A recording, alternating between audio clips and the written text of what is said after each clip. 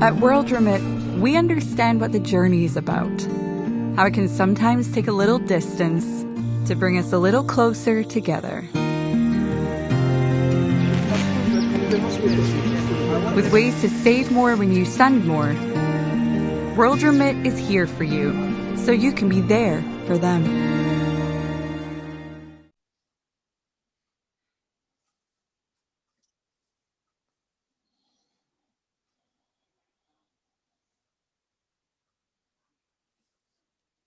So I'll introduce you guys and then you'll introduce yourselves again. Okay.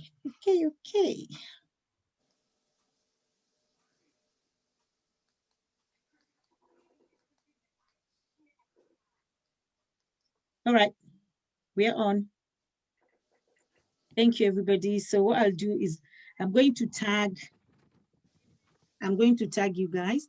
So if you can give me your Facebook logins, and then I'll just tag everybody, and then you can actually share it on your Facebook as well once I tag you. Okay? And also sometimes what happens is when your phone is on and you're on Facebook, then we can feedback. We can actually hear it.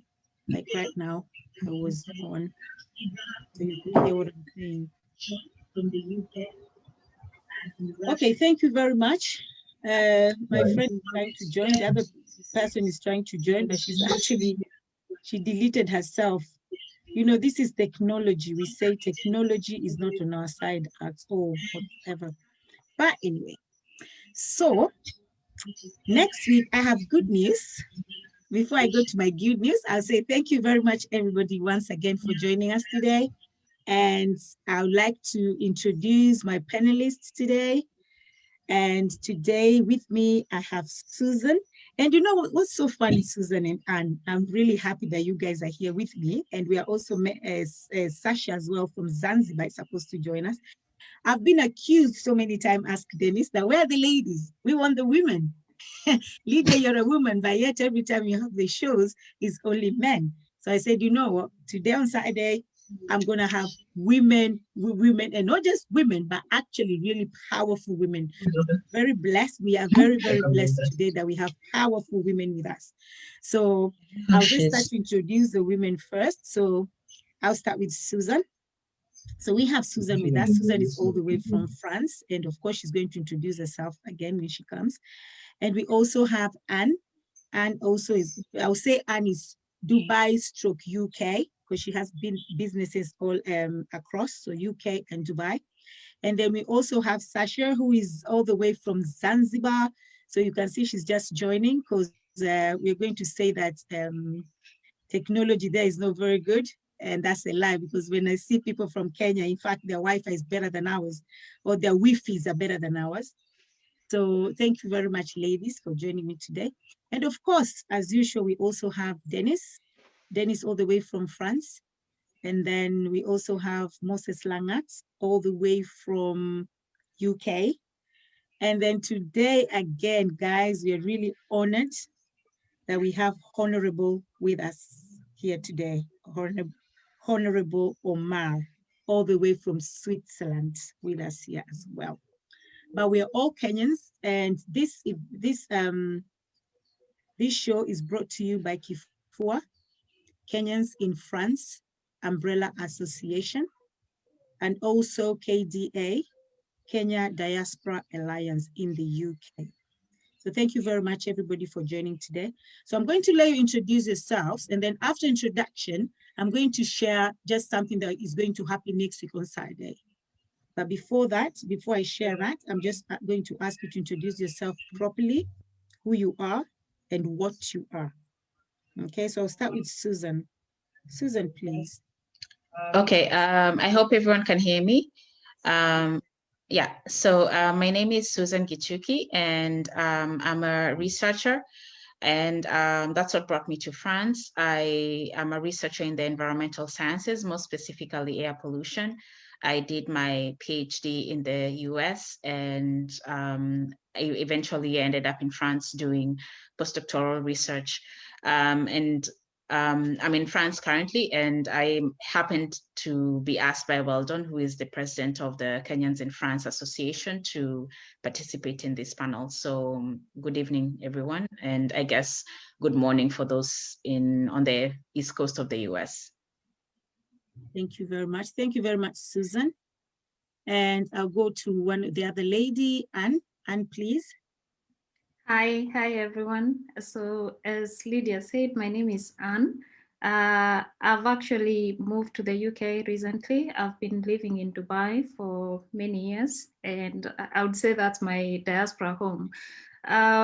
I've been working there for a long time, and now I'm actually taking some courses and some research in the UK, and then we'll see what next. So today I'm very happy, as Lydia mentioned last week, there were a lot of questions why women were not included. So I'm happy to represent the women, and I'm hoping we'll have a very good conversation. So thank you for joining us, and good evening. Oh, thank you very much. Thank you very much, Anne. So I'll go to Sasha all the way from Zanzibar, Tanzania. You are muted, darling.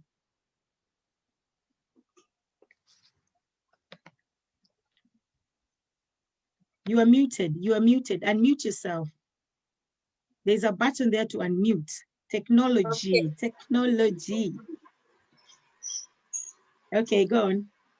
Yeah.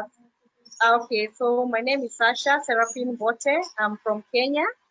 I travel Africa with women who are building a business in Africa, and I'm also a spa trainer for empowering girls in Africa. Let me just say Africa. I started in Zanzibar, but now I'm doing it almost everywhere in Africa. Okay, thank you very much, Sasha. So we're going to go to Dennis. Dennis, please. Good evening or good morning, everyone. My name is Jay. I am the Secretary General of Kenyans in France Umbrella Association, and that's more or less the reason why I'm finding myself in this forum. I work in IT, and I'm looking forward for a very fruitful conversation, especially having the four of you ladies here tonight. It has never been like this before. Oh, thank you. Thank you. May I ask that if you're not talking, you mute yourself because there's so much noise in the background, but also remember to unmute yourself when you have to talk, okay?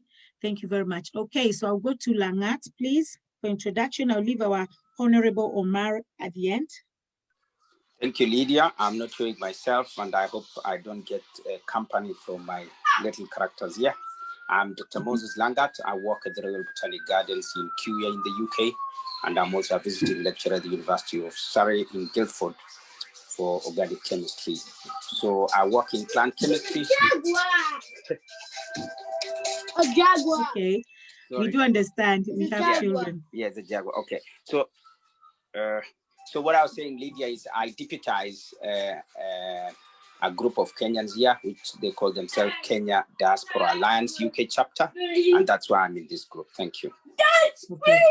Thank you very much. Thank you very much, Langat. Okay, now we're going, last but not least, Honorable Omar, please, all the way from Switzerland.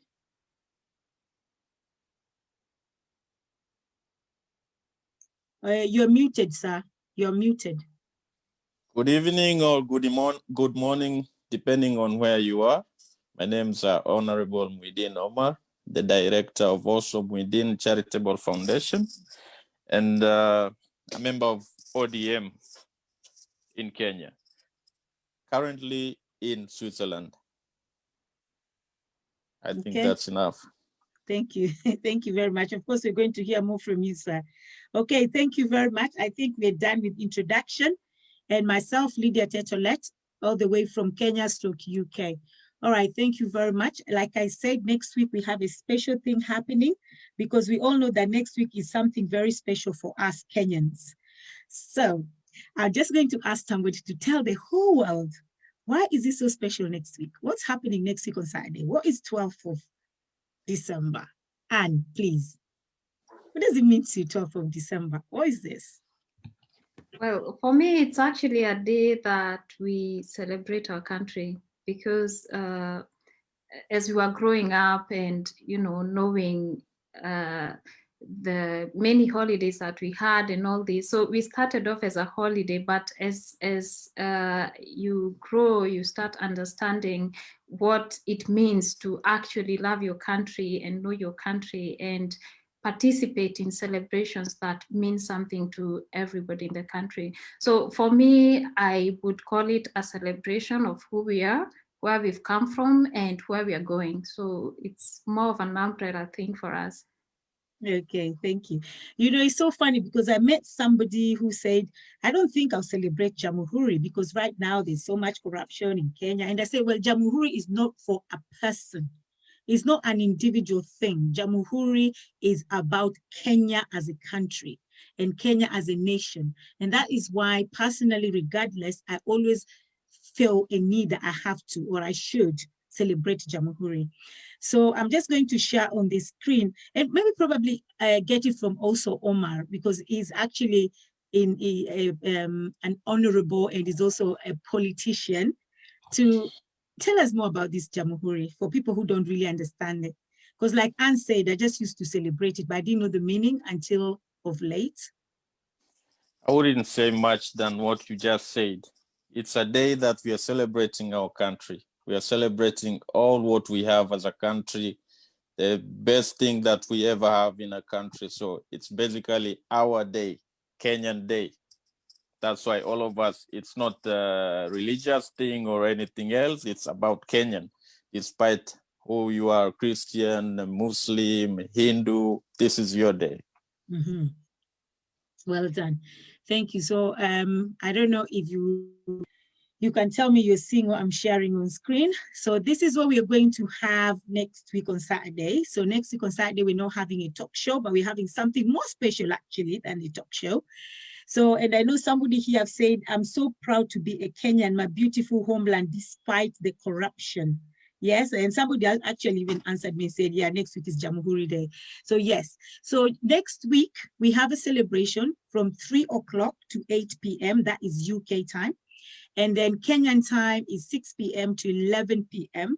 And then because we have a lot of people watching this, I wouldn't go and look up every country, what time it is in every country. So what I advise is look up what time it is in your country, because every country apparently is different. Because right now, people in Switzerland and France are 1 hour ahead of us. We are 3 hours, Kenya are 3 hours ahead of us. So every country has their own timing. So check, guys, see that when your country time is on so you don't miss out. So we have Jasper Murume, who everybody knows, the greatest comedian in Kenya right now. And I wouldn't say right now, but just the greatest comedian in Kenya. And we also have Abbas Kumbaf. I don't really like the name, but of course he loves it. That's why he called himself Abbas Kumbaf. So, because if you know the meaning of Kumbaf, you know what I'm saying. And then we also have Grace Wangari, who is going to do storytelling for us. So that means that we're not leaving anybody out, because we know storytelling is more related to family settings. Storytelling is more of a family setting. That means bring your children as well to listen to stories. And I'm telling you, when Grace is telling you stories, your children will be asking for more. They'll be like, Mom, Dad, we want this every week. So I don't know what you'll be doing every week. All I know is what I'm doing next week on Saturday, and then you're on your own. And then we also have Tony Nadundo. Hi, come on, guys. We know one of his songs. Oh God, which song is this? You know, he drives us crazy when his music comes on, whether you know it or not, but just the tune, you're just on the floor. You know, it's like when Lingala plays, you don't even know what they're saying, but you're on stage dancing, you're sweating, heels out, you're dancing. You don't even know what they're saying, but we're dancing regardless. So Tony Nadundo is also here on Saturday to entertain us. And Tony Nadundo is actually brought by Nyaluo TV. So there's a Luo TV, there's a TV station called Nyaluo TV. Those are the ones bringing on Tony Nadundo. And then all the way from Sweden as well, but she's still a Kenyan, we have Lioness. And this lady, she's actually a lady to reckon with, a force to reckon with, because all the way from Kenya, but she's still making herself known in the music industry in Sweden. So guys, don't miss out. Now, What is us without our tradition, without our culture? Yes. So we have taffy dances next week. They are going to dance tradition. So they are going to take us back to those days, you know, those days of secondary school when we used to do those drama and everything and dance and go to national levels and dance at regional levels. So we have traditional dances tomorrow. So they'll remind us of our roots, totally back home, whether you're a Luo, Kikuyu, a Maasai, a Kamba, a Kuria, it doesn't matter. Next week on the 12th, we are Kenyans. The show is going to be hosted by Benjamin J. Bogonko. And if you follow him on Facebook, you'll see the good work he does. And you also have DJ Spack, one of the best DJs in the whole of UK, as far as we know. And then the MC is going to be me. And then we have countries that are going to participate as well. So we have America, Italy, Japan, Kenya. We can never forget Kenya. France, Sweden, Netherlands, Germany, Switzerland, Dubai, Scotland, Denmark, and Ireland. All of those people gave up their time and said, you know what, we want to join you guys in the UK to celebrate Jamhuri Day. So next week on Saturday, guys, do not miss. And of course, the most important people are the sponsors, because without them, this will not happen. So the event is sponsored by the World Remit. So if you want to send money home, especially right now, World Remit. Also, HELP, H-E-L-B, the Help Board, Loan Board in Kenya, guys, they helped you go to school, pay your money back. So they've sponsored this event. So thank you very much. And I'll see you on Saturday next week for Jamhuri celebration. But for now, let's continue with the role of diaspora in diaspora in the development of Kenya.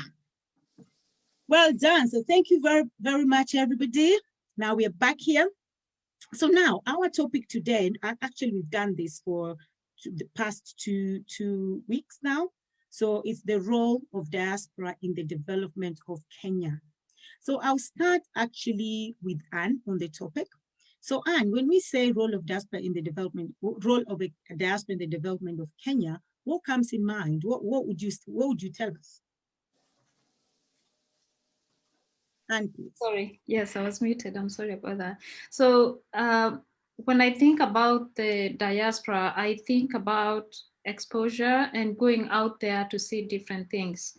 And when it comes to development, what can we do? And what can we help in making sure that our country is going up and our people are actually benefiting from what we are getting when we go out there?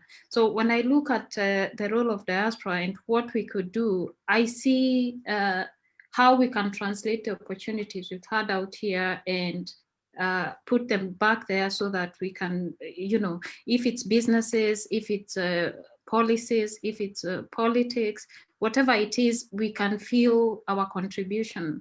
So I've been thinking, I didn't mention out there that when we were doing the introductions that I'm in marketing, and when you're in marketing, you actually interact with a lot of businesses. And what I've realized, there are not so many businesses in Kenya that are actually, you know, being scaled globally. And this is one thing that I feel would be, you know, our contribution would be felt if we could put the knowledge, or rather that information that we've gathered, how can our businesses back home be scaled globally and actually increase employment, increase income, and these kind of things. So when I look at our role, we have a very big responsibility, not just to remit money, because we're actually remitting a lot of money back home, but to also do other structures that this money, when it gets back home and it's invested,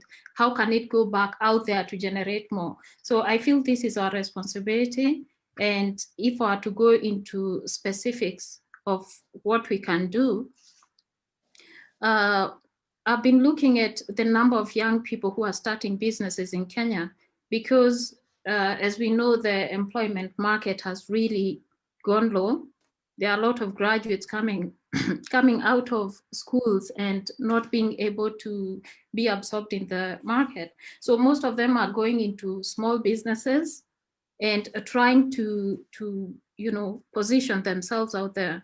But one of the things that is challenging them is actually finance. And you'll see that the kind of financing they're getting this from chamas, banks, and all this. And this is money they need to pay in, say, the next month and the month after. And we know this is not enough time to actually incubate a business or actually grow it to a point where it can be moved globally, or it can even within the region in East Africa. So I think we have a very big responsibility in seeing how these businesses can access finances, markets, and infrastructure in terms of knowledge and expertise. So one of the solutions that I've looked at, and I believe that this would be very helpful, is the diaspora creating some sort of an major investment network. And what I mean by this, because when we're out there, we also have other responsibilities. So we cannot say we'll go back home and create all these businesses that will save our country or will develop our country to the level that we're thinking about. But if we were to put our resources in a structured environment where these young people who are so intelligent, coming out of school with a lot of, book smart and street smart expertise, can actually tap in that in terms of finances and in terms of information on how to grow their businesses, and in terms of investment, we can now have them concentrating on something that is going to grow. And considering if we invest in these businesses, we are going to be investors, we are part of the solution. So we don't just get into those businesses as help, we are getting in them as part of the ownership. So we have a bigger responsibility, yes. Okay, so let me just stop you there. I know you come back and continue, but before you come back, I just wanted to ask you a question. I know you say that in Kenya, they don't have, their businesses are not actually skilled globally. So how easy do you think it is as a marketer really to go and help in Kenya for their business to be skilled globally? How easy is it? Is it easy? Is it something that we can just say, okay, now I'm getting up, I'm going to do this? Because I know in the UK or Dubai, it might be easier 1,000 times than in Kenya. So what is the barrier that is blocking that from happening? Because I know so many people in Kenya would love the businesses skilled globally, definitely. But how do they do that? Yes, I'll say it's not easy. And if you look at markets, for example, I've worked in the international market for quite some time, and you'll see that there's a lot of work that goes into it, not just the production, there's expertise, there's logistics, there's also the financial aspect of it, and there's also government support. And because we're talking about exporting across borders and all this. So if I look at the biggest problem that I believe is affecting our country, it's not the knowledge of production. It's actually producing something that would actually compete in the global market, and at the same time having the knowledge to push that product out there. Because as much as you say the internet access in Kenya is the best, I don't know if, I don't see how this kind of infrastructure is being used to get these businesses at par in terms of even the infrastructure. Like, for example, even building a simple thing like a website, you'll see a business in Kenya, and it's not lack of technology, but they're not feeling the need to push their level of where they're at, how they're competing to the global level.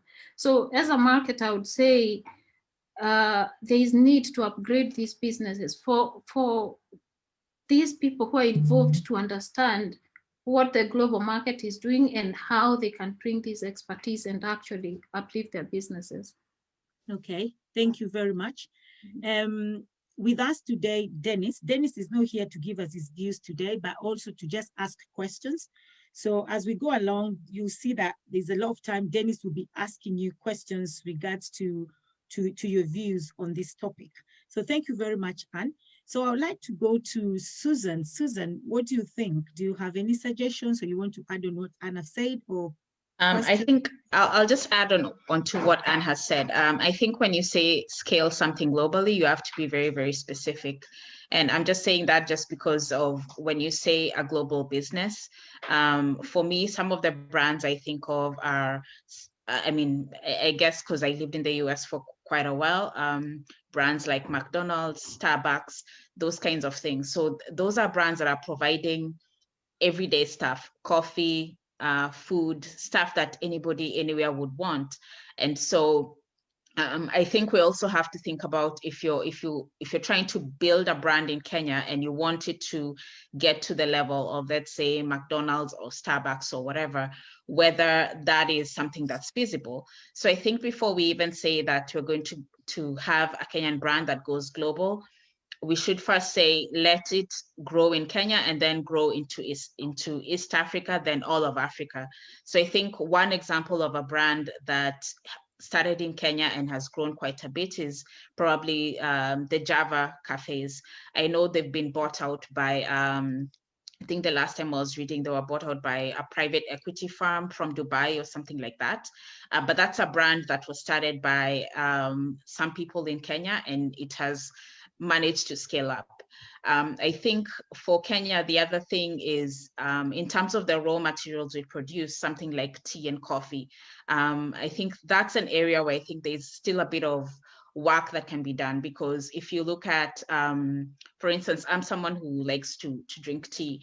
So recently when I ran out of Kericho Gold, I started looking for teas here, and most of the teas that I feel are close to the kind of flavor, the kind of taste that I'm used to, or something that would compare or that I would enjoy, like Kenyan tea, they too tend to be more expensive brands of tea. So I'm talking about brands that would be, I don't know if anyone has heard of something like Mariage Frère. That's a brand in France, and their teas are quite good, but also quite expensive. So to give you a comparison, a nice, let's say Earl Grey from Mariage Frère might be a 20 euro box, and something comparable from Twinings would be maybe 2 or 3 euros in the supermarket. So, and at the same time, I've happened to find Kenyan tea. I think there's someone importing it to the UK. So you can actually buy Kericho Gold online, and the box is 20 euros. So it got me thinking about the fact that we grow some of the best tea, some of the best coffee in the world.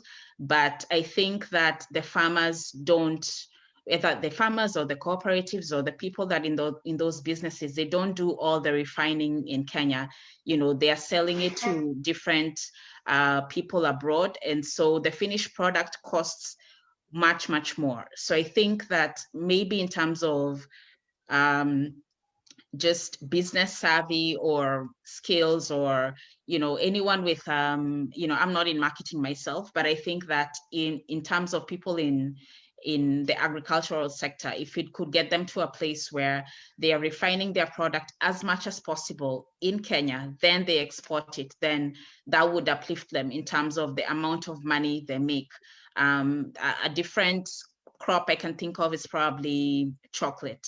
Right now it's Christmas. If you go to the supermarket, there's all these brands of chocolate on offer. You can see that most of them are not cheap.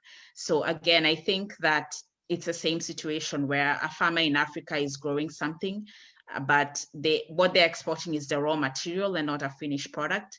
So of course, the person that reaps the most benefit of that product is the person that finishes the processing and gets that thing to the supermarket or to the shop where you buy it.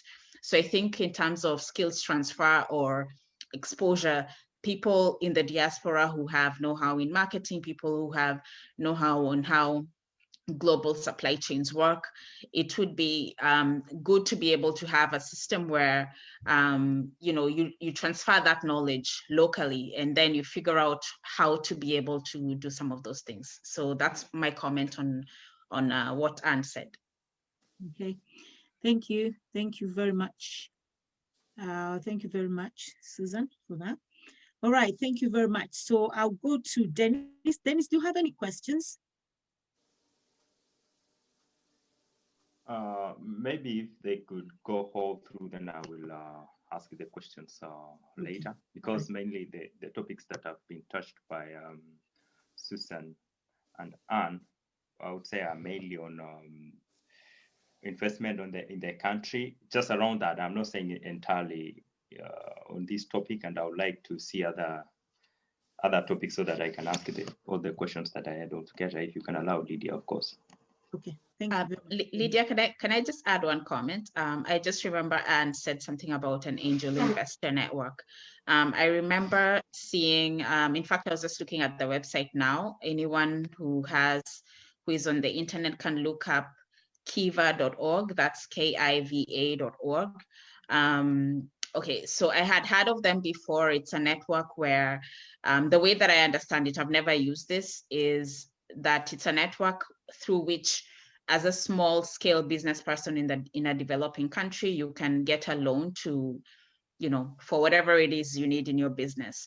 So when Anne was talking about an angel investor network from the diaspora towards Kenya, that's one of the platforms that I remembered. And Kiva happens to be a nonprofit headquartered in San Francisco. So I think that some of the things or the ideas that people have already been implemented by someone out there, because of course, if Kiva is in existence, somebody already saw a need in the developing world, this sort of thing. So it would be either as a diaspora, we piggyback on those kinds of platforms, and maybe as an individual, they decide I want to lend someone 25 euros, because sometimes you find that for small businesses, some people don't need that much money. And then maybe later on, if you find that you have a big enough network, maybe we can have our own Kenyan Kiva clone, just for Kenya, something of the sort. So I just wanted to just mention that there are some of those, I guess, angel investor networks, but maybe they're just set up in a different way. Thank you. Okay, thank you very much. Thank you very much, Susan. And just to go to our viewers right now, I'll say thank you very much. Thank you very much. Somebody said voice is gone, guys. So I don't know if someone's voice disappeared or if it was mine.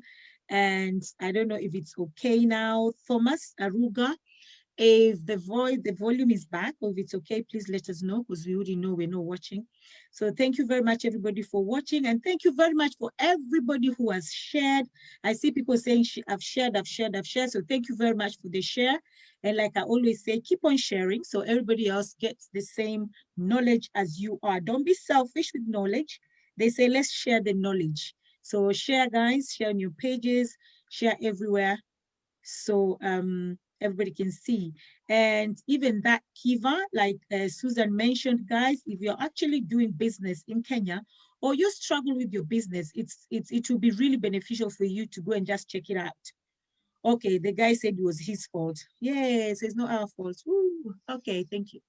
Okay, so I'll go to Sasha in Zanzibar. Yeah, thank you, Sasha. First of all, I want to disagree with Susan. I get what she's trying to say, but we need to know, as Africans, it's about time that we accept that Africa is a brand. Africa is a brand, and we as Africans, if we have to win, we need to stop comparing Africa with any other thing, with any other continent. Europe is Europe. It is unique because it is Europe. Asia, for Asians, is unique because it's for Asians.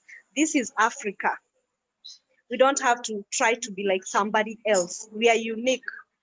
The reason I love Zanzibar, the reason I love Tanzania, out of the African countries that I've been to, is that Tanzanians are Tanzanians and they are unique. And things, when you come here, it's like, for me, it's been an eye-opener. It's been an eye-opener. Tanzania is the only country, let me just say the only country in Africa, Tanzanians and they are unique, that speaks Swahili. that even after independence, they did not accept to, the first president said they have to continue with their traditions. You understand what I'm trying to say?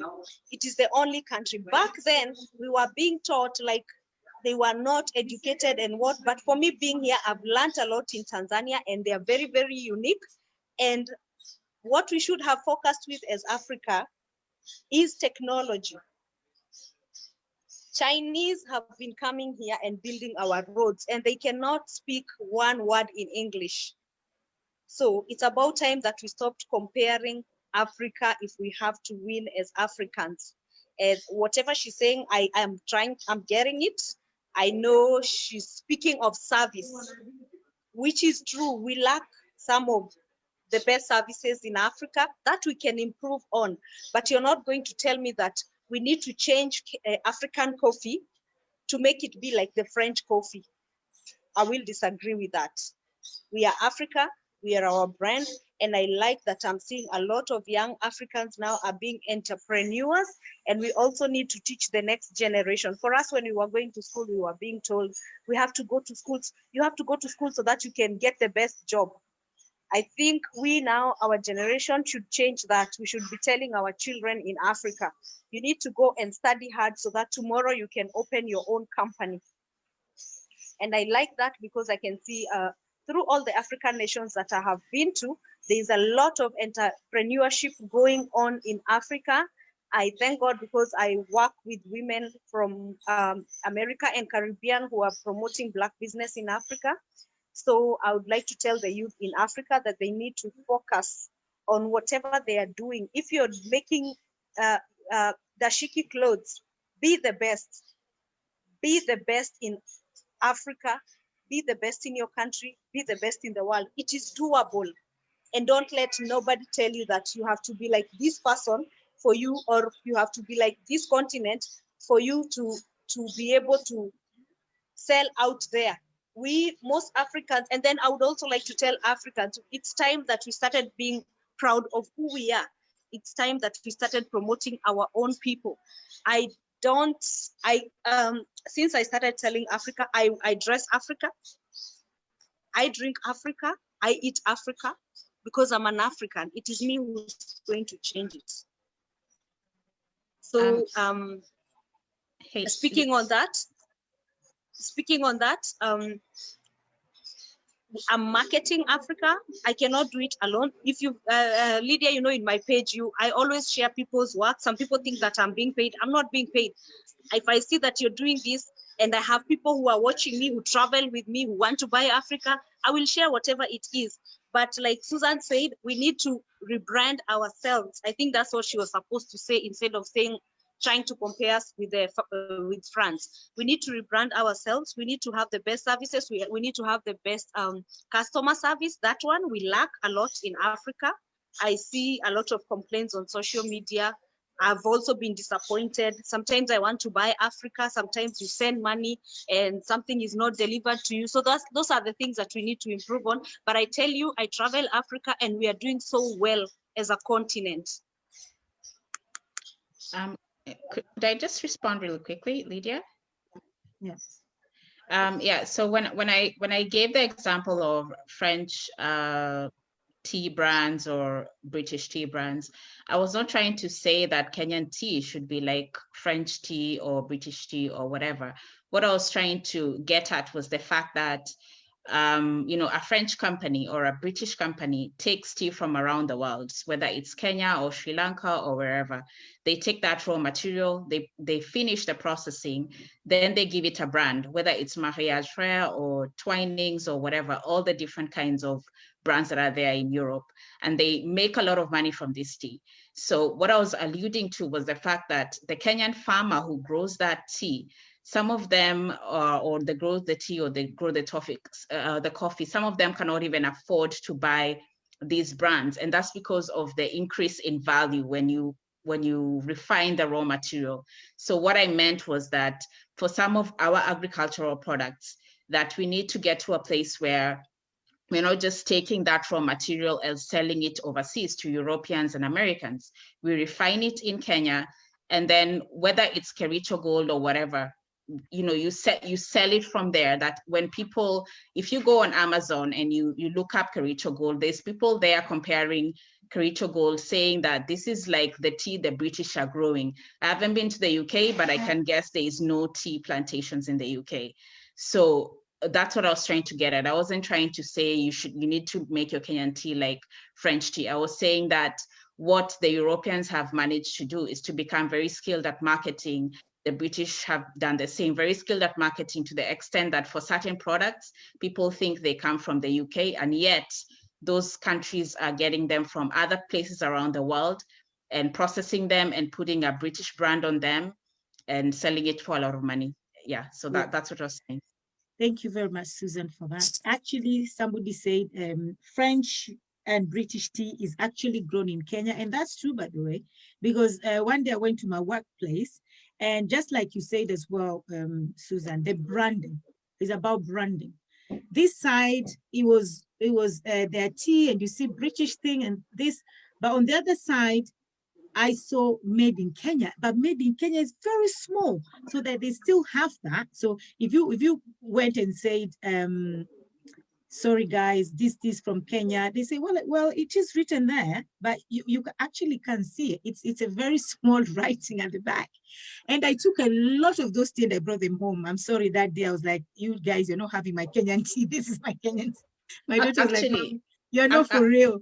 But Lydia. It was Kenya. Yes. Actually, Marks and Spencer, if you go to Marks and Spencer, at least the one here in Paris, they have Kenyan tea. They have a box of tea written Kenyan tea in very big letters.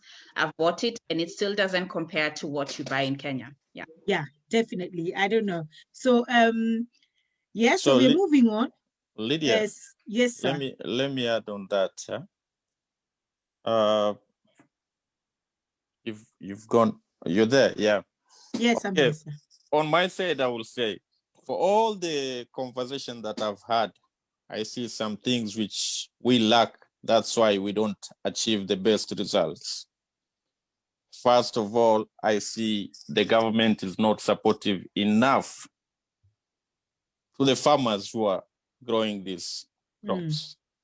And then when we look at processing, why should another person take our product and finish it?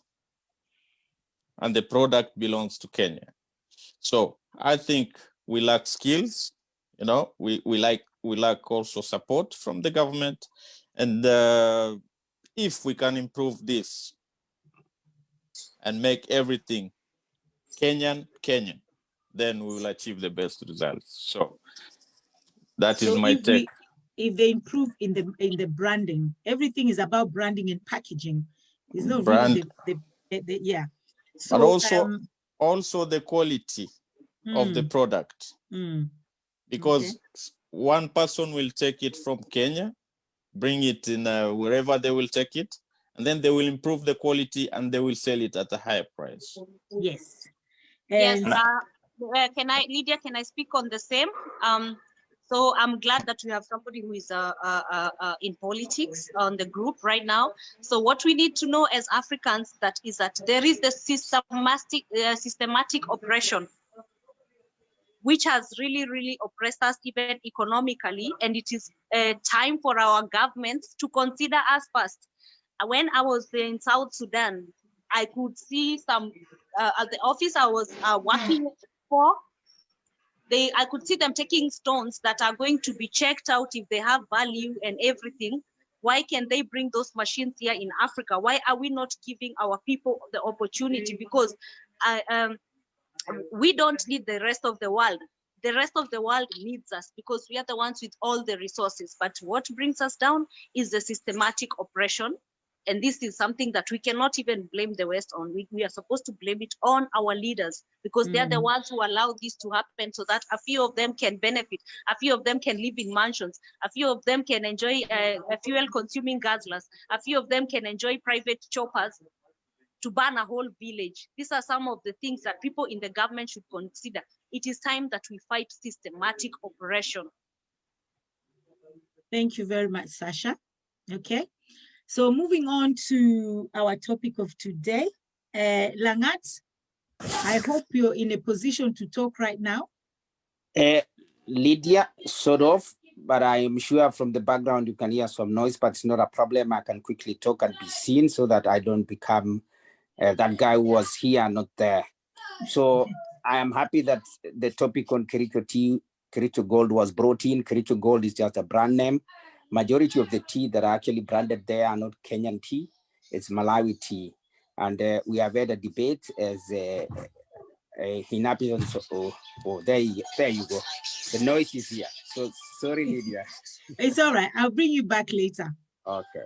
Okay. Okay, then I'll go to Honorable Omar. Please, sir. Yes. Yeah, if we can continue with our topic for today.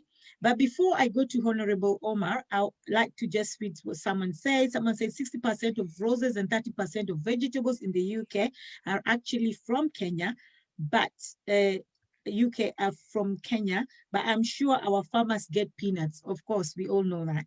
And that's why we go back to what Sasha spoke about, the government and the systematic operation as well in the system, especially with the farmers of Kenya. And after buying the tea product from Kenya, they rebrand it and add some flavors. Then they sell it at a highest price bidder in Europe.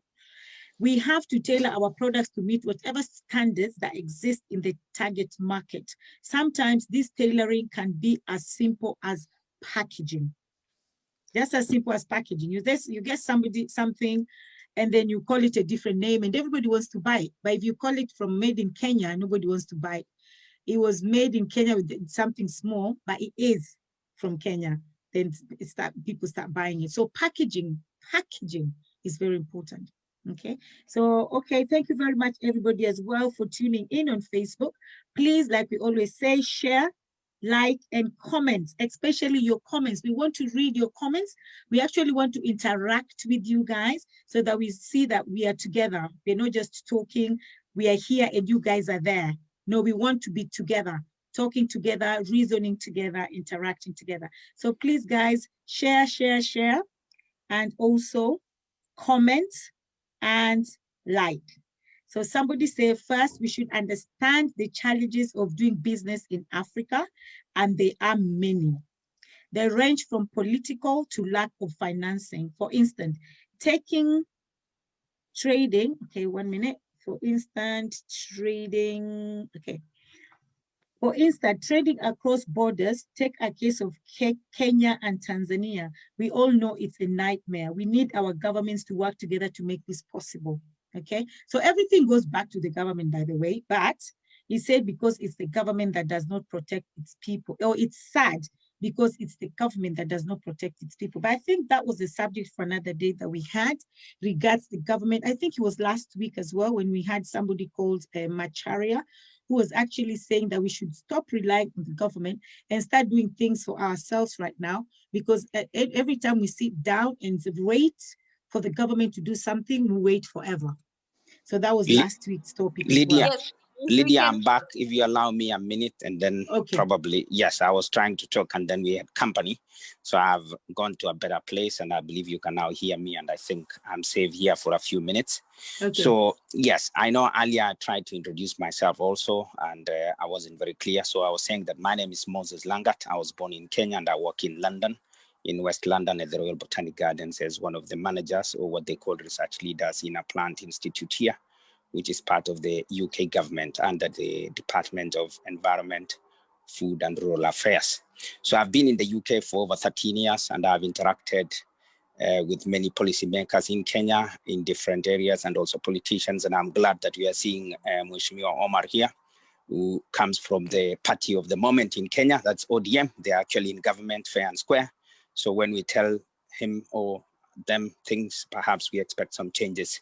There have been debates coming from our two speakers, and it's been quite good to hear. And in fact, one thing touched on tea, which I was just trying to mention, Kericho Gold is not actually Kenyan tea, it's mainly Malawian tea. In fact, the name Kericho is not, or the area Kericho in Kenya is known to be producing quality tea. So people run around to try and use the name. And in fact, you will have heard that some of us in the UK who come from Kericho have been trying to spearhead so many things, including getting our people compensated for the atrocities that they were inflicted when the land were being taken for the tea to be grown. And we are following such kind of things. For example, looking at how can we have some proceeds coming from Kericho gold going to the Kericho people, because their name is being used, yet the tea doesn't really quite come from there. So that's an example of current colonialism that goes on in our country. And I believe from our position, there are two things we need to address.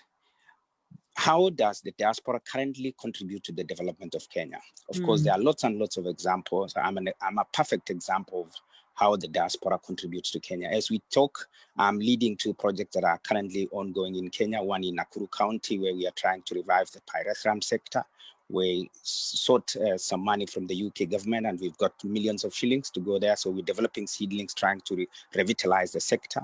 And we hope to get some support from either the county government or the national government. That's an example. Another example is we're trying to launch a new project in Nanyuki in Kenya. We are trying to introduce a new crop for people to try and start to earn money. So those are a few examples, and there are many, many other examples. We are brand ambassadors here. Whenever governors or ministers come here, we are the first people who are asked to give them things and link them to opportunities, and we do that all the time. So we can, if people who can Google our names can see all the many good things that we do for the Kenyan people. But then perhaps now the new discussion would be, how do we engage the diaspora in developing aspects within Kenya that have not been captured before?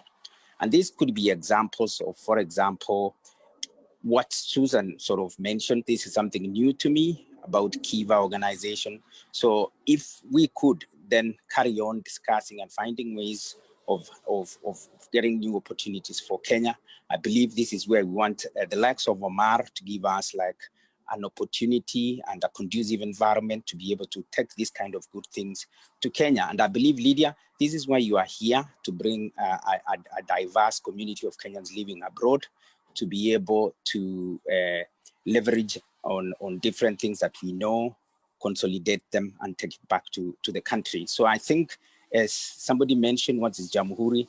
I think exactly what you're demonstrating here by bringing the many of us from different sectors, scientists, social scientists, people in humanities sector, people in the legal framework, people who run projects for non-governmental organizations in Africa, in Kenya. I think this is exactly what Jamhuri is all about, giving back. We know it is the moment when we think we got decolonized, or we got independence, and we're supposed to be celebrating. But then now this is also the period where we need to be asking ourselves, are we really independent? Okay, we got independence from the people we thought they were, well, we know they were, colonizing us. But then what sort of independence did we get? We got an independence, and then did we really get independence, or we dropped from the frying pan into the fire? And the people leading the government at the moment, do they really think about ourselves? We are together, but then all the time they ask themselves, what is in it for us? And that's where we are. And as a people, we have never come together to really try and say, we need a second independence from our own people. And I believe this is where the call we need to bring from the diaspora, because, we've got nothing really directly to lose or to benefit quite apart from our people who are there.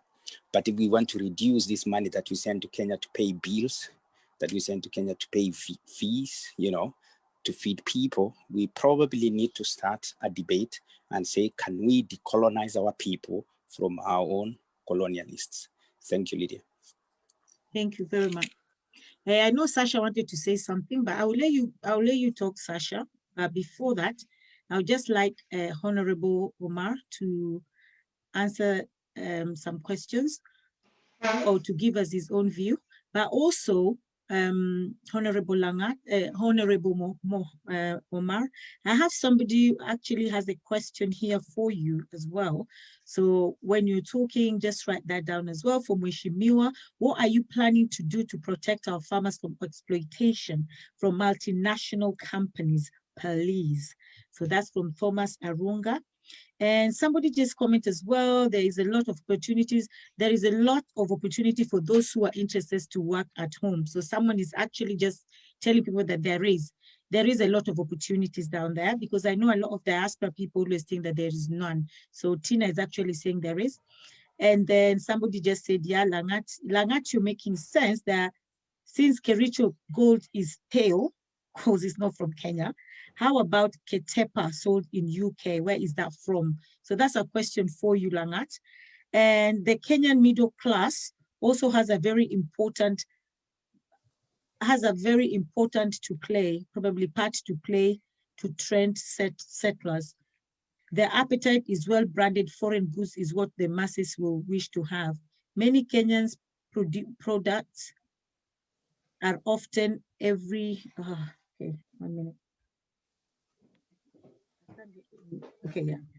Many Kenyan products are often very poorly branded, and one often detects that it is almost integrated in the Kenyan cipher to make a quick kill quick, rather than looking at the long term.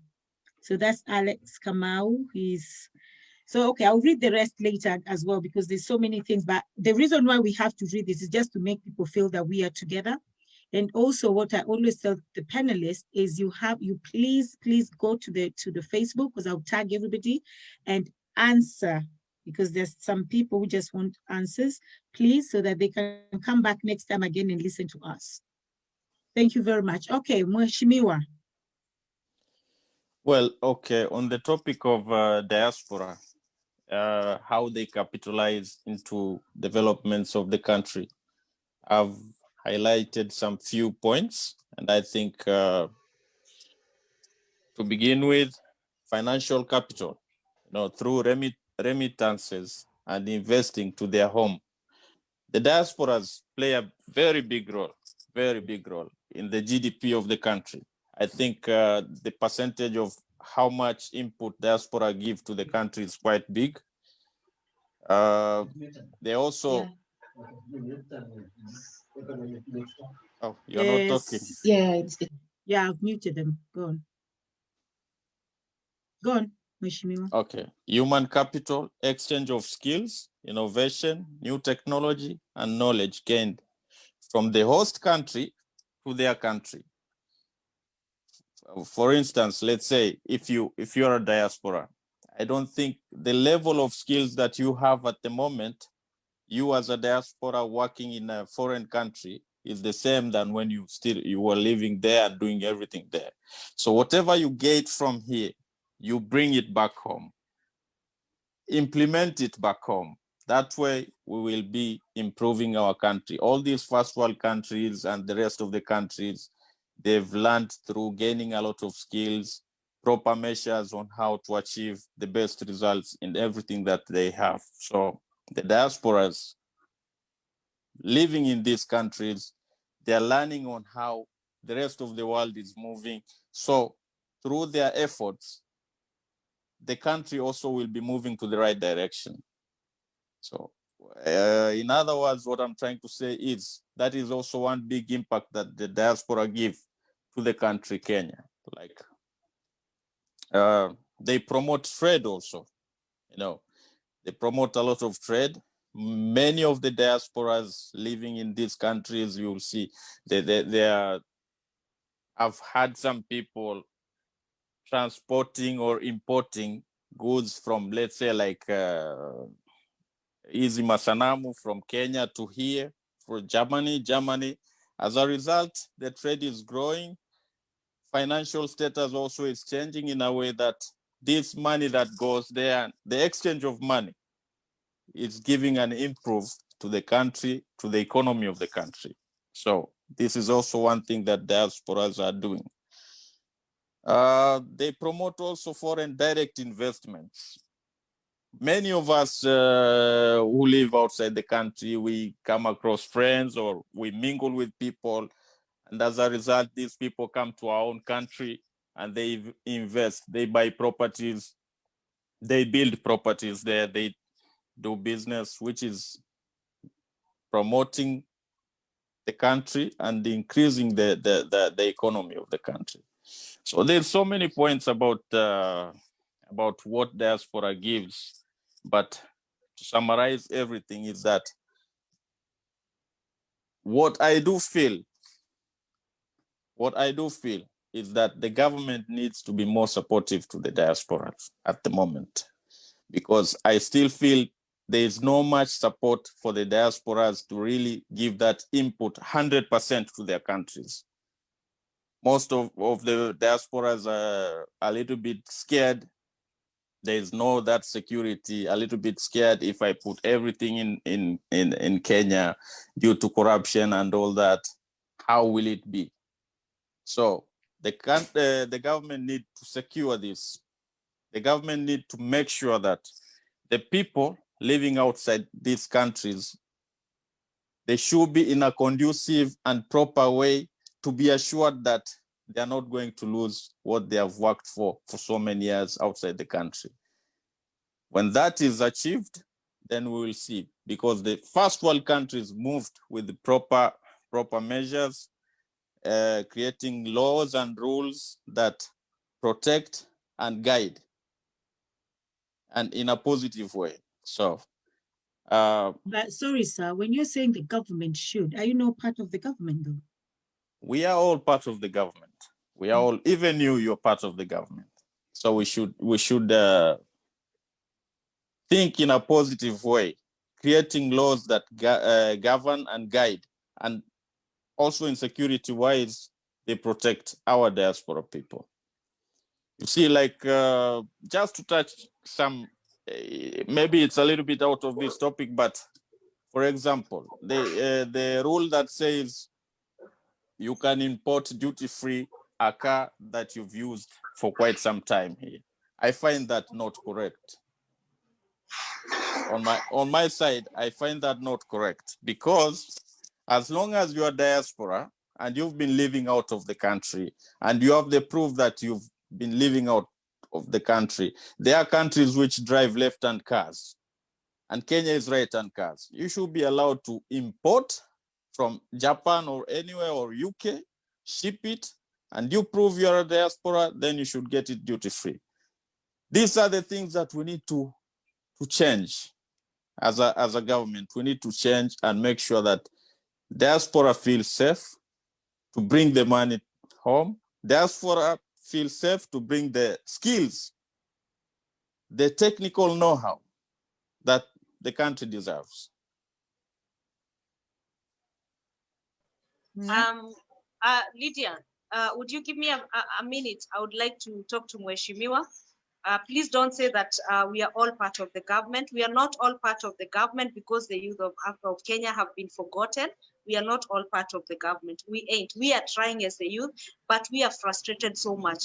If you go to a page like Buyer Beware, you will see the frustrations of the Kenyan youth. You try to open a business. There are so many things that you have to pay for, that at the end of the day, you end up being frustrated. We are not all part of the government. The government has its own type of the elite. And if, look at us, like now, I'm in a foreign country in Africa, in another foreign country, trying my way out, while my parents toiled for me to go to school, but I cannot get opportunities in my own country unless I know somebody who knows somebody, or I am connected, or I am my family or my parents, somebody is connected to a member of parliament. Corruption will not even get me, I cannot even get health in my own country where we pay taxes. Kenyans are taxed, but we don't have any services. So please don't say that we are part of the government. Yes, we are part of the government because we were born and bred in Kenya. We are trying as the youth, but we are so frustrated by our own government. Don't say that we are part of the government. The government has its own people who are the ones who are benefiting from everything. And this is part of the systematic oppression. Langat has said about the Kenyan coffee and our coffee being taken abroad. Who is allowing this to happen? Who is allowing this to happen? It is the people who lay with the oppressors. So we are not part of the government. Okay.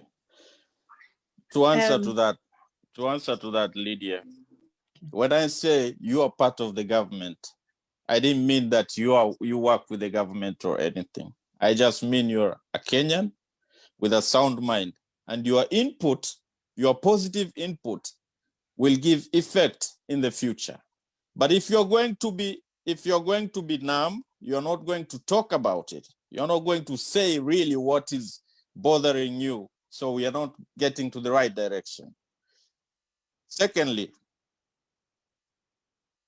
Lydia. Yeah. Secondly, Lydia. Okay.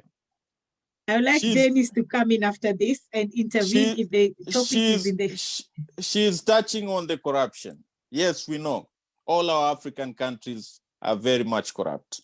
And that the reason as to why the rest of the world is moving so quick is because there's minimal corruption in these countries. So you as a diaspora who lived out there, I think you've learned, or rather you know what is the right thing to do. So we need to stop what is happening at the moment, and we don't need to just go by the dance by the music that's there, but we have to give the impact that this has to stop.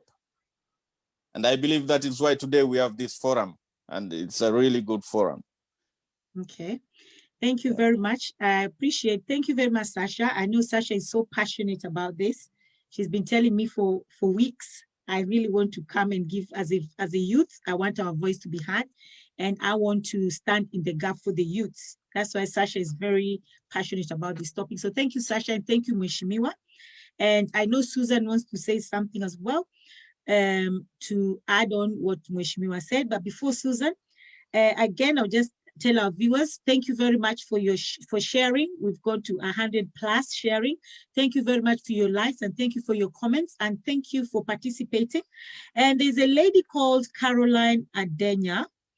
Caroline Adenya actually said, yeah, you are right. We cannot depend on our government anymore. We need to step up and do something for ourselves, because she learned that the government was giving sanitary towels to Kenya, but when she looked into it, they were not doing that. They were not doing anything. It was just on paper, like most of the things are on paper, but not in reality. So she said she took it upon herself, and she's actually giving sanitary towels to schools in Kenya. So please, guys, if you want to support Caroline Adenya with what the initiative she's taken to do, and I know Sasha does that a lot as well in Zanzibar. She helps a lot of charities. So like we said, it's upon us to do something. We can't wait any longer. And also, like Mheshimiwa said, we have as well to stand up and do something for ourselves. So if you want to support Caroline Adenya, actually her her website is on the page there for a charity. Please, she just says $1 or $2 per person, and that will give the ladies a sanitary. And talking about sanitary towels, come on, this is totally out of the topic, but I just want to say something. Don't you find it so weird that they give free condoms and they don't give free sanitary towels to the ladies? To me, that even my daughter, who is just 23, the other day, she was like, Mommy, this is so wrong. Sex is something that you do, you don't have to do it. It's a choice. But yet, a woman having periods is not a choice. It's something that comes every month. But yet, they're not given the opportunity of having free sanitary towels, but they're given free condoms. It doesn't make sense. But anyway, that's a topic for another day. Nobody should contribute to that. Let's leave that one. But let's support Caroline in her vision of supporting, giving pride to these women, giving them pride, because that is giving a woman a pride when she knows that she's protected when she has her periods, because we know how it feels as women. Men probably do not. Lydia, just a minute. On the sanitary issue, I'm doing this in Zanzibar, but I want to let you know that this was begun by my friend Jerry Tubey. She's in America. It was started for the Kenyan girl child. It was started in 2013, and we give 10,000 reusable, washable pads to poor girls' schools in Kenya. And we usually give 10,000 pads per each year. So what I am doing in Zanzibar was an extension of the foundation in Kenya. So I think you should get on to Caro as well, so the two of you can talk about that. Okay, so Susan wanted to say something, and then after Susan as well, I have Anne with her hands up. Hold on the same issue. Kindly let me just add something on top of that. In my constituency, there's a group, we call it Changamo Youth Caucus. They are doing the same thing. So anybody who is in Kenya, in Mombasa County, okay, I'm not talking about Nairobi County or anywhere else, Mombasa County, feel free to contact me. I can link you up with this group, and we support this group to do the good job for the girls. And they've been really, really doing well. So kindly feel free to join. Yeah. Thank you, Mweshimiwa. Okay, Susan, please.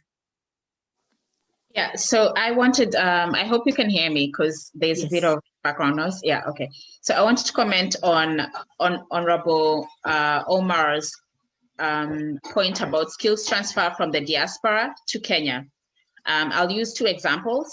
In my work, I use certain programming languages. Some people might have heard of Python or R for analyzing data.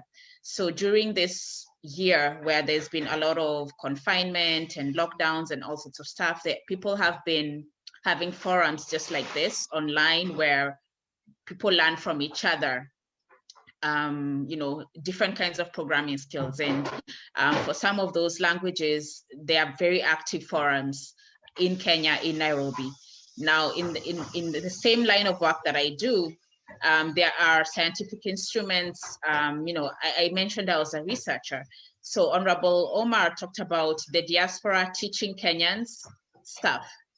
But one of the biggest impediments in terms of technical skills, in terms of science, engineering, is just lack of equipment in Kenyan universities and Kenyan institutes.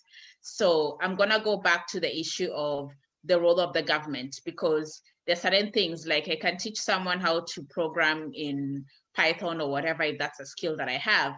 But if I want to teach them how to use a particular instrument that is here in a lab in France and it's not there in Kenya, I mean, even though I have the desire and the time to do it, it won't happen. So I think one of the other problems in terms of Kenya developing is just poor, let me say just maybe lack of, maybe the right word is priorities not being right, so to speak, because you find that in Kenya, we lose a lot of money to corruption. We lose a lot of money to just frivolous purchases. I remember reading about a place in Kenya where someone bought a wheelbarrow for 100,000 shillings.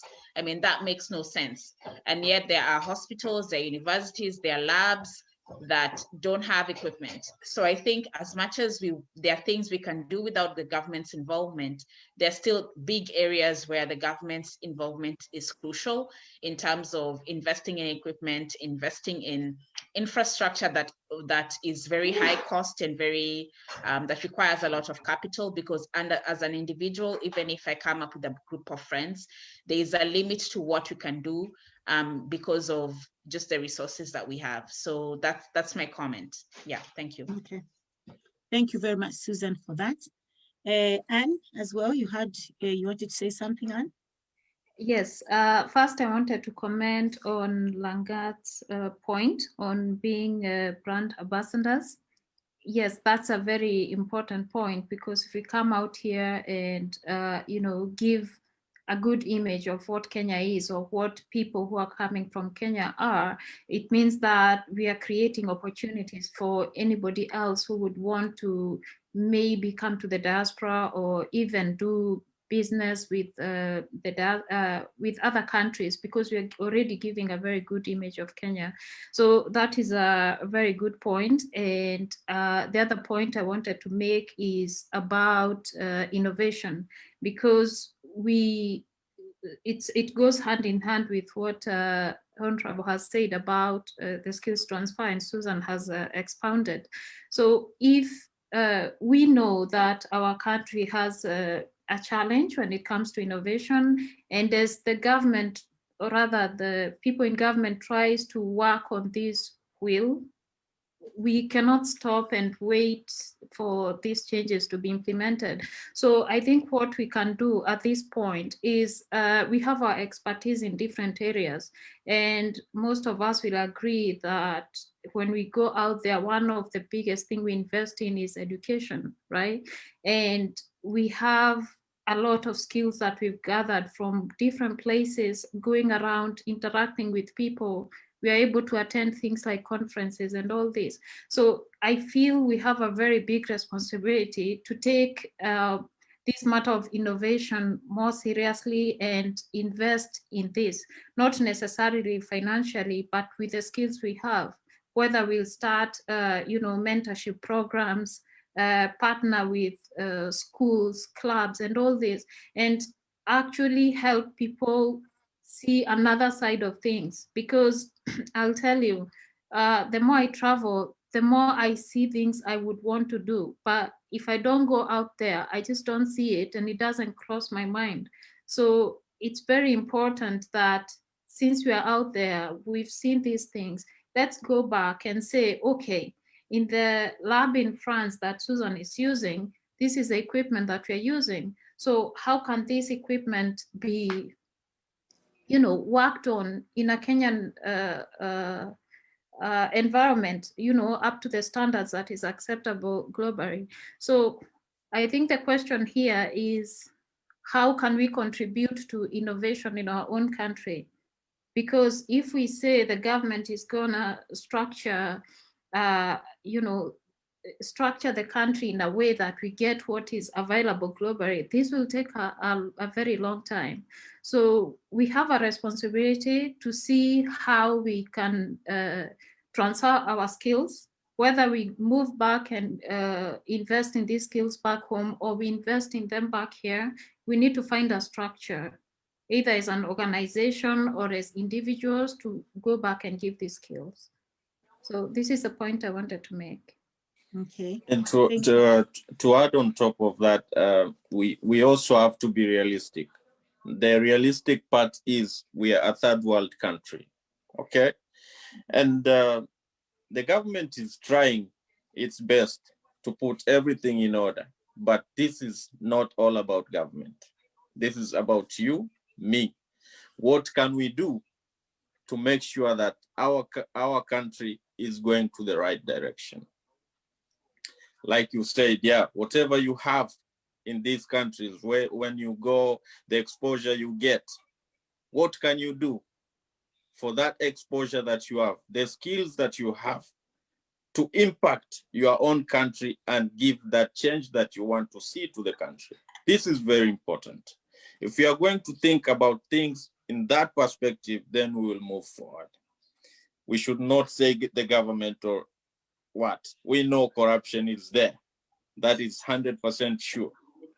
We know things are very tough when you want to start something in your own country. It's not easy. It is due to the corruption which is there. So first, if we give a positive impact, all these things slowly by slowly, they will be changing, and then we'll be on the right track. And in, let's say, maybe 50 or 40 years, our children or your grandchildren will benefit the effort that you have done today. But we should not sleep and wait, or rather stay in our comfort zone in diaspora and forget that will always be your motherland, will be your home. So no matter how many years you live outside, one day you're gonna be back home. This is very important. Mheshimiwa, I would like to tell you one thing. We are not a third world country, and these are some of the things that we are trying to educate our people. And that's why people from America, Black Americans, travel with me. What we are doing in Africa, we are unlearning some of the things that we were taught. We are not a third world country. I have traveled widely. I have seen people sleeping on the floor in Paris in winter, but that will never be shown. Africa is called a third world country because the mainstream media only shows the world what is wrong with Africa. They never show us what is wrong with the European nations. We are not a third world country. We are not. And these are things if I may ask, what determines a country to be rated a third world or a first world? Can you elaborate on that? I can elaborate on that. Probably you are the one who said that. It's not me, but I'm going to answer you. You're the one who said we are a third world country. Maybe you are right because we are oppressed. I can't go to our hospital and get what I need. I don't even have roads in the villages, and my country is so rich. A pregnant woman cannot be able to reach to the hospital in time because of the roads that we have. I go back to systematic oppression. Those of you who are enjoying whatever you are enjoying in Europe, you are enjoying whatever you are enjoying in Europe because of what has been stolen in Africa. So why is Europe called a first world country? Educate me. No, I said Kenya is a third world country. Can I make a comment, Lydia? Okay. Can I make a comment, Lydia? Okay, Susan, yes. So I also don't like the term third world country, but I do want to mention that in terms of rating countries as developed or middle income, or there are all these terms that are there. One of the criteria is, I mean, for example, the World Bank has statistics on, I don't know whether it's GDP or income. Basically, you know, you can go on the World Bank website and just look at their statistics there, and then you will see what criteria they use to, I think Kenya is now considered middle income, I'm not sure, and then there are others considered lower income. So I also don't like that term third world, just because it is a term that denigrates, and it is true, Sasha. In Paris, there is very nice parts here, but there's also a lot of homelessness, a lot of hunger, a lot of suffering. So it's true that it's also the way that the media portrays. You only think that people are dying of hunger in Africa. You don't imagine that someone in Europe is begging for money, begging for food. Yeah, so, and my other comment is just based on what Honorable Omar said. He said we're a third world country. Another reason I don't like that term is because I feel like sometimes we use it as an excuse to excuse mediocrity, to excuse not reaching higher. So maybe I cannot expect the University of Nairobi or a Kenyan college to have the same instruments that are here in France, but I'll use an example that is closer to home, South Africa. That's why I did some other research when I was doing my doctorate. South Africa has a very good research system. In some areas, they're not at the level of the US or America or something, but they have a system and it is working for them. So if we may not be able to get to the level of France or the UK or whatever, but we cannot just sit back and say, oh, we are third world, we cannot do anything. You have to look at the resources you have and think, with the income that we do have, with the money that we do have, what can we afford to buy? What can we implement? Because you can't just keep saying, we have no money, and yet there's money that is disappearing, money that is being wasted. To me, that argument makes no sense. Thank you. Okay. All Okay. right. Lydia, since I don't have the luxury of peace. If you allow me to join in, Lydia. 1 minute, Mheshimiwa, 1 minute. Langat wants to say something because Langat is. I don't have the luxury of peace. Yes. When I get an opportunity to play in the garden, he can say something. Yes, Lydia, allow me to correct a few things. We are a rich country, or Africa is rich, but we are underdeveloped. Let me use the word underdeveloped. So we've got connotations that are used so that we can get help, state aids and things like those, where we are categorized as being maybe third world, second world, first world, whatever. So if we are talking about IMF and the World Bank and the rest of the people, for Africa or some African countries to get some of this help, then they have to be categorized as they are categorized. In fact, at the moment, they are categorized as ODAC, OECD countries. So which means we get what we call development aid. So in this case, we don't need to enter into this debate where some people use these terminologies to be able to help those countries. But I want to say something. I want to say that we are not quite a welfare state. United Kingdom, France, and the rest of the Western world are what we call welfare states.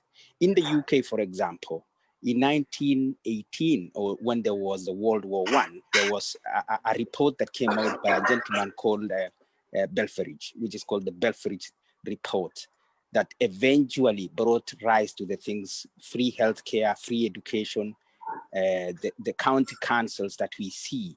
And this is what brought the development that we see in most of these, whatever they are called, developed countries. So we are not quite there in Africa. And why?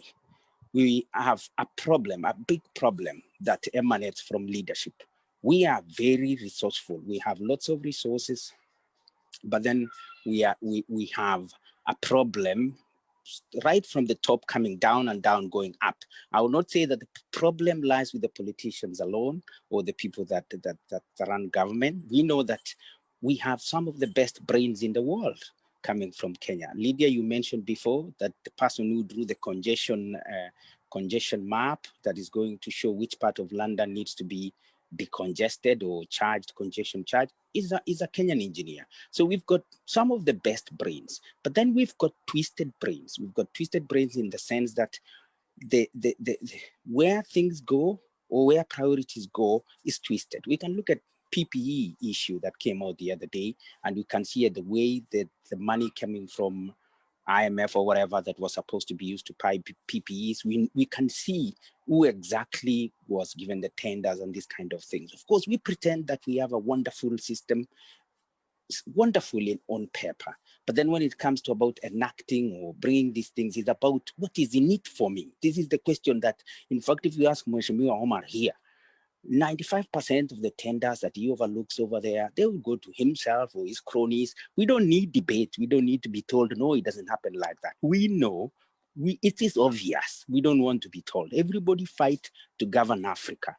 Why? So that they can have a slice of the national cake, which eventually will go to themselves, their kids, their wives, whatever. And it is upon us as Kenyans, those who are in the country and us who are in diaspora, to say, how can we change this? We don't need BBI, for example. We know BBI is here because people want to have money to campaign in 2022. We know all these politicians, they are very selfish. We don't want to be told, unless we are not brave enough to say, we don't expect politicians to help us. If we wake up one morning and realize that we can change the country ourselves, not necessarily relying on politicians. What we want a conducive environment to do business.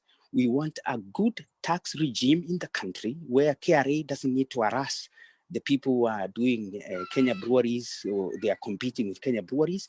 We don't want KRA to harass sports pesa. We want a conducive environment so that the Kenyans can be able to help themselves. We cannot rely on politicians. I hope one day I don't become a politician, but if I become one, I'll be one of the most honest politicians around, and I know I'll be very unpopular because my people, or the people I'll be with, will want us to govern things, to push things towards myself, my friends, my cronies. This is Kenya, this is Africa. And to correct my sister who is in Zanzibar, if we heal this problem, then we can start to brag as Africans. At the moment, we cannot brag. We have many good things to show about Africa, but we have very, very many bad things to show about Africa. One of them is utter poor leadership. Take it to the bank, take it wherever. If we heal this problem, even Magufuli, who is leading Tanzania, we can see all the bad things he does. We can see all the good things he does. He does 20% good things, 80% bad things. So if Magufuli alone, whom we think is a saint, is behaving the way he's behaving, where are we in Africa? Nowhere. And let us be frank. And the moment we become frank, we help Kenya. Let us desist from this politics. I would like to wake up one day and I don't want to see Daily Nation telling me about Raila this, Ruto this. I would like to see the Daily Nation telling me the pound is gaining too much about the Kenya shillings. What can we as Kenyans do? Can we stop exporting tea to be able to help that pound doesn't go down? This is the debate we want as a nation. So let's have politics being 1% of our lives, 99% of our lives be exactly what can I do with you, with the other person to help this country or to help our continent. With that, we're gonna bring difference. So that's my argument. Okay. Lydia, Thank you. let me add on top of that and Yeah. clarify some things. You see, when we look at the rating, we are rated third world country. That is the fact. And I think we need to accept the fact for us to move into the right direction. You start from where people put you and prove them wrong, that no, it's not what you think. I am this, you know? So we are rated third world country because we are underdeveloped, like my brother said, which is very correct.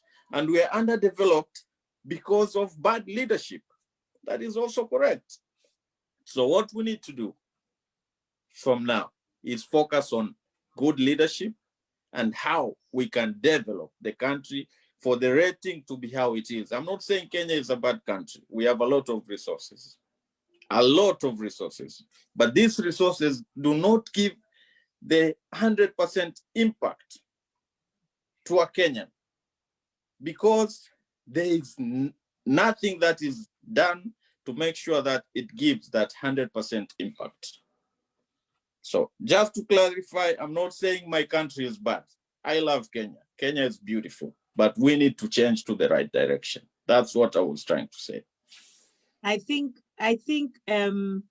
Sasha, you will say something, but you're muted actually, so we can't hear you. But I know I can see your mouth moving, and I know you said you wanted to say something after Langat, so you will.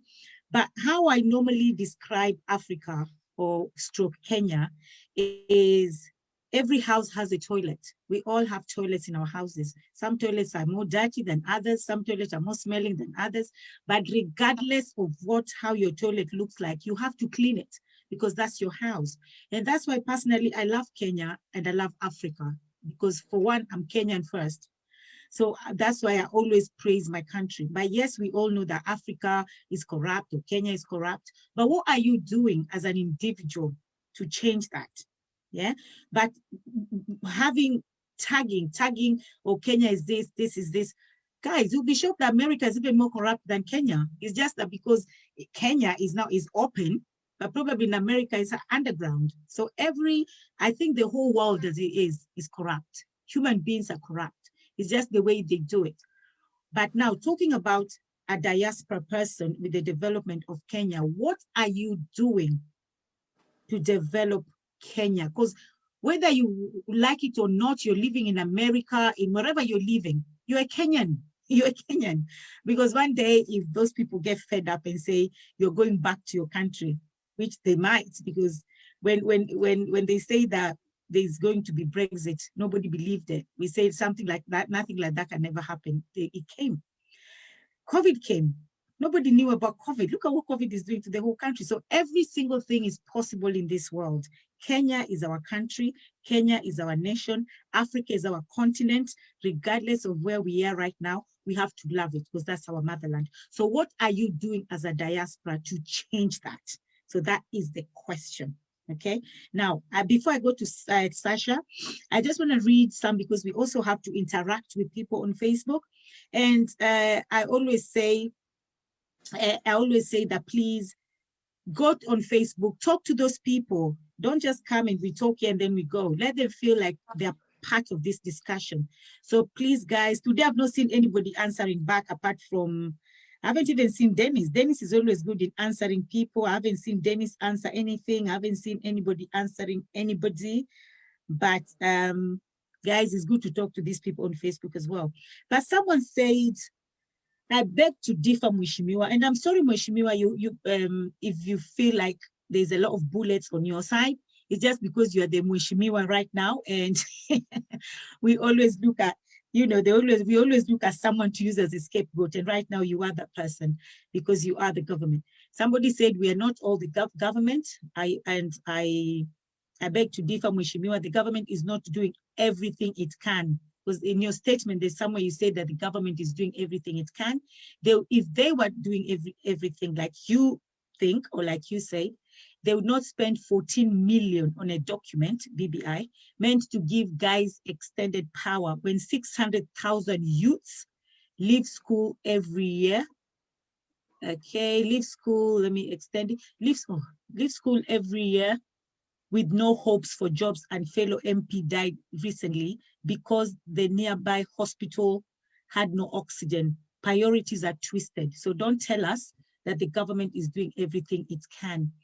And the term third world country refers to countries with high mortality rates, especially infant mortality rates. They also have an unstable, inconsistent economy.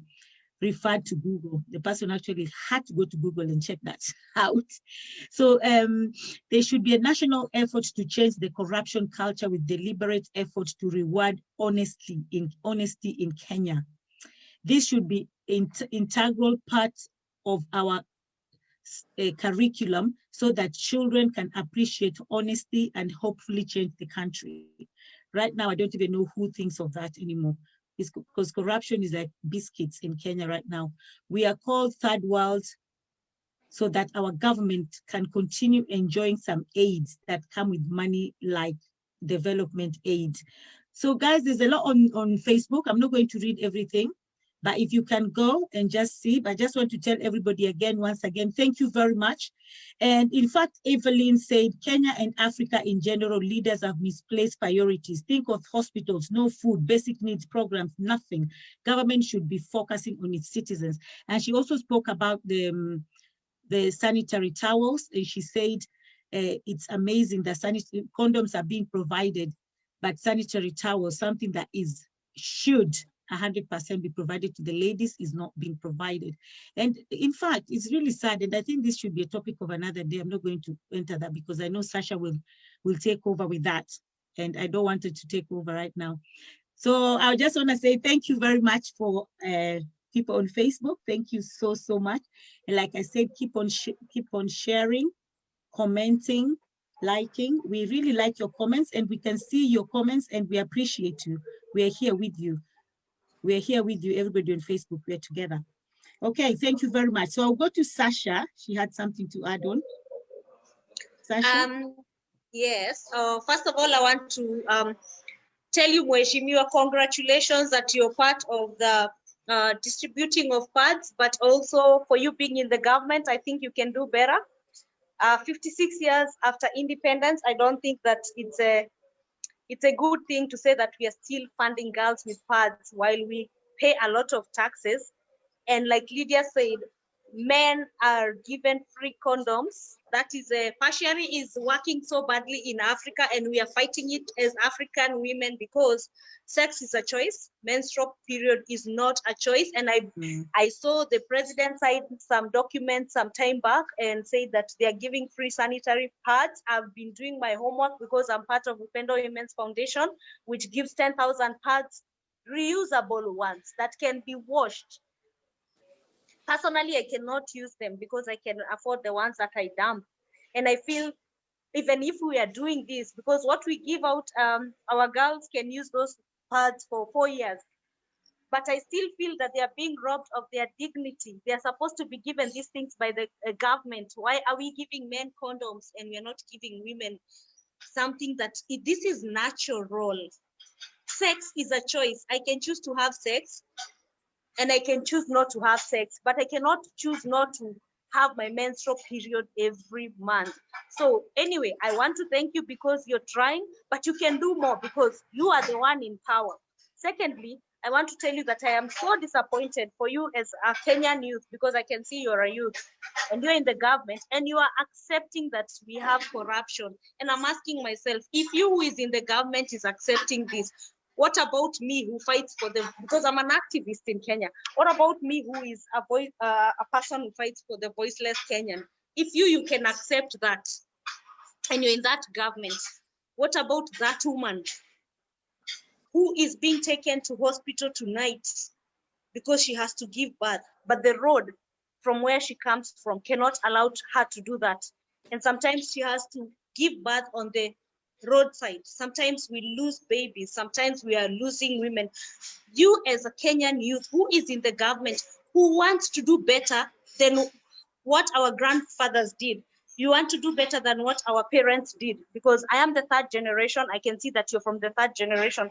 What are you doing to make Kenya a better place? You are telling me I am a Kenyan. I am proudly Kenyan, and I want to teach people. People have been taught that people who speak against the oppression from the government are bad people. I speak against it because I love my country. I speak Hold on. against. Hold on One before second, we lose. one second. Let me finish. You'll get your time. I speak against it because my grandfather fought for my freedom. That's why me and you, we have today. What are you and me doing for the next 10 generations to enjoy Kenya? Because we are here today because people suffered for us. What are you doing? Who is in the government? Thank you very much for those kind of questions. I really appreciate your questions. First, I will talk on the issue of pads, which you mentioned. You said you feel we need to do more. I mentioned the pads and I gave out the group that we are partnering with because Lydia just mentioned there's someone in Kenya who needs these things. So that does not mean we are doing only these pads alone. We are doing a lot of things, but this is one thing that came up.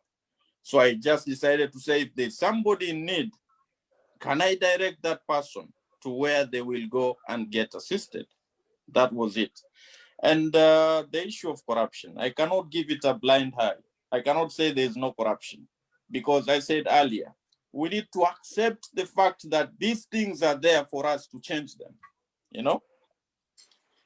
If we don't accept that our country has a high percentage of corruption, how are we going to give a difference of that? We'll be lying to ourselves and saying that everything is okay. Everything is okay, but it's not okay. So on my part, I try each and every step that I can do to make sure that corruption stops. It's not that it will stop completely, no corruption. Even in the other countries, even here where I am right now in Switzerland, there's corruption, but it is very minimal. You cannot even see it. But ours is very visible, you know, it's open. Somebody like you want to invest in Kenya, you have to go through a lot of things because there's one or two people out there who want to pocket some huge sum of money from you. This is what we are trying to change at the moment. And this will not come in a day or two. It's a collective effort. It's you. Don't run away to Dar es Salaam. Stick to Kenya. Change that, put that change that you want to see in Kenya. So right now you're benefiting Dar es Salaam. You know, you are there because you're afraid of what might happen in Kenya. You know? I'm not afraid of what might happen in Kenya. I have tried, but I was so compressed. Then I came to a place where I have been given an opportunity, a place that give their people even jobs just because they have skills. I have people who are working in houses like house girls. Now they're working in 5-star hotels after I trained them how to do spa treatments. I tried that in Kenya. They go to a 5-star hotel to get a job. They are told to bring certificates. While what massage, we in France, when I was in Paris, people who do spa treatments, they are blind people. So you're in the government. We need to be given a chance to you know, we were taught to go after degrees. How many Kenyan youths are having degrees and roasting maize right now? So you here in the government, I'm going to tell you, you also need to give us a chance if we have skills. Those papers, I have the document, I have those papers. I have the certificates, I have the diplomas. So give us a chance. Okay, Sasha. That is why each and every day measures are being taken to make sure that these things change into the right direction. You know, like I said, it's not going to happen in a day. But with your views, right now you're talking. You are saying exactly what transpired with you. The reason as to why now you are there and not in Kenya. So these and views. Also, let me Sasha, wait. Wait. I am African before I am Kenyan. So I can be anywhere in Africa. Okay. I am African before I am Kenyan. Kenya is a village in Africa. Tanzania is a village in Africa. South Africa is a village in Africa. I am an African before I am a Kenyan. I agree with you, but okay. I do agree with you, but you have to know Okay. Mheshimiwa, can I have Anne wanted to say something. Can I have Anne say something? Please, and then Susan. Okay. Now, I wanted to say something about the debate because I think we got out a bit on the debate because what I want to bring back is the gap that we are trying to fill is this group called the diaspora. I understand that there's a lot of work the government needs to do. I understand there's a lot of systems that are not in place. Our country is not where it's supposed to be or where we would expect it to be. But this gap that is existing, us as individuals or as a group called diaspora, what can we do? You know, because this is a big question that we are not answering. We need to answer this question. So anybody sitting in Kenya listening to this conversation can say, these people have this opportunity and actually I can tap in that and get something, you know what I mean? So if I were to pull back the debate into this, is there a skill that we can give back? Is there an activity that we can do that could change this? So I'll just pull back on that, and I hope maybe we can discuss this because I believe this is what the people listening to this conversation want to know. Yes, you're out there, you guys. What can you help us with? What can you do for us? Or rather, can you show us the way that we haven't seen yet? Yeah, thank you very much, Anne. So before I go to Susan, and we have Dennis who's been there listening patiently, and he's my co-host actually. Before I go to Susan, I just want to read something about Kenya has so many resources that are unexploited, i.e. agriculture. We have huge lands that can boost our economy in a huge way. I'm attending skills on organic farming that I will eventually share back home with young farmers and change few farmers' lives. In fact, I saw that comment before Anne spoke. And when Anne spoke, I just felt like that comment went with exactly what Anne said, because it's about we in diaspora, what can we do? The role of diaspora in the development of Kenya. And we just had Sheila Ogombe say that she actually has a skill that she wants to transfer. She's actually in a training course now, and then she's going to take her skill back home.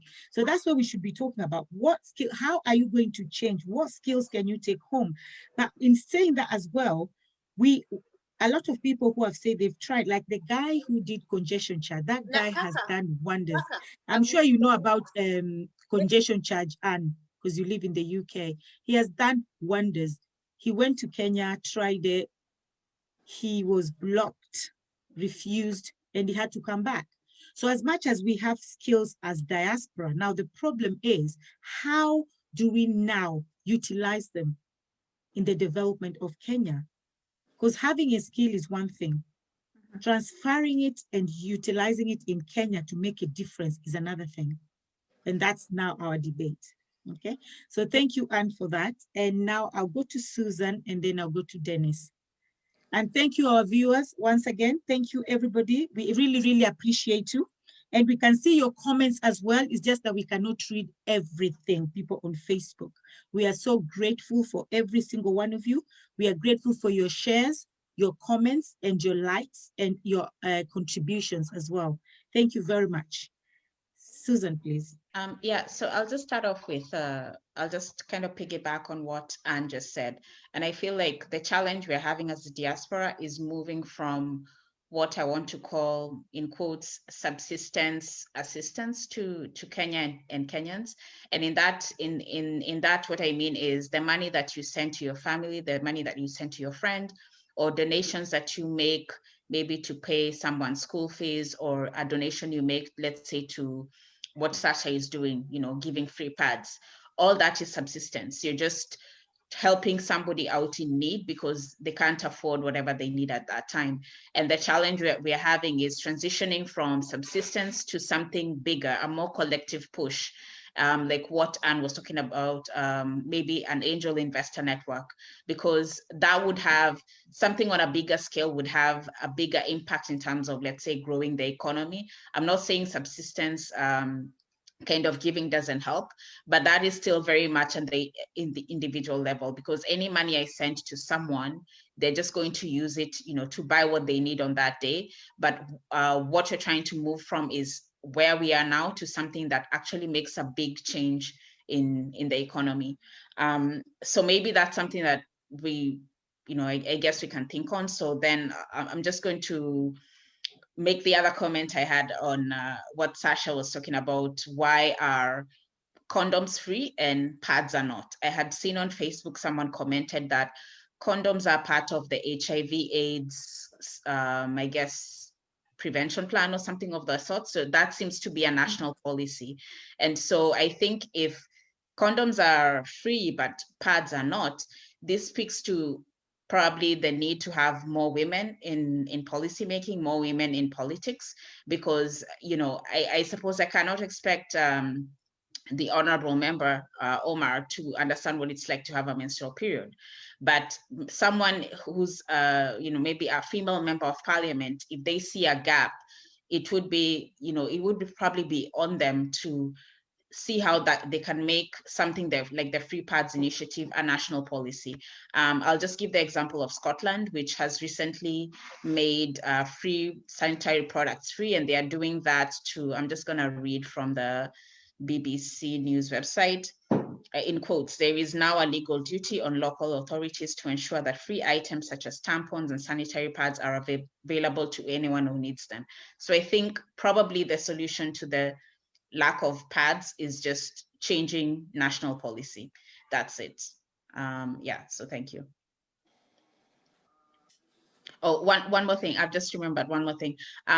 This is a comment on corruption. I think that in Kenya, there has also been a shift in values in terms of how corruption is seen. I think that one of the problems is not just about whether people are prosecuted or whether there are laws, is that there has been a mind shift in Kenya, among some Kenyans, not everyone, that being corrupt is fine.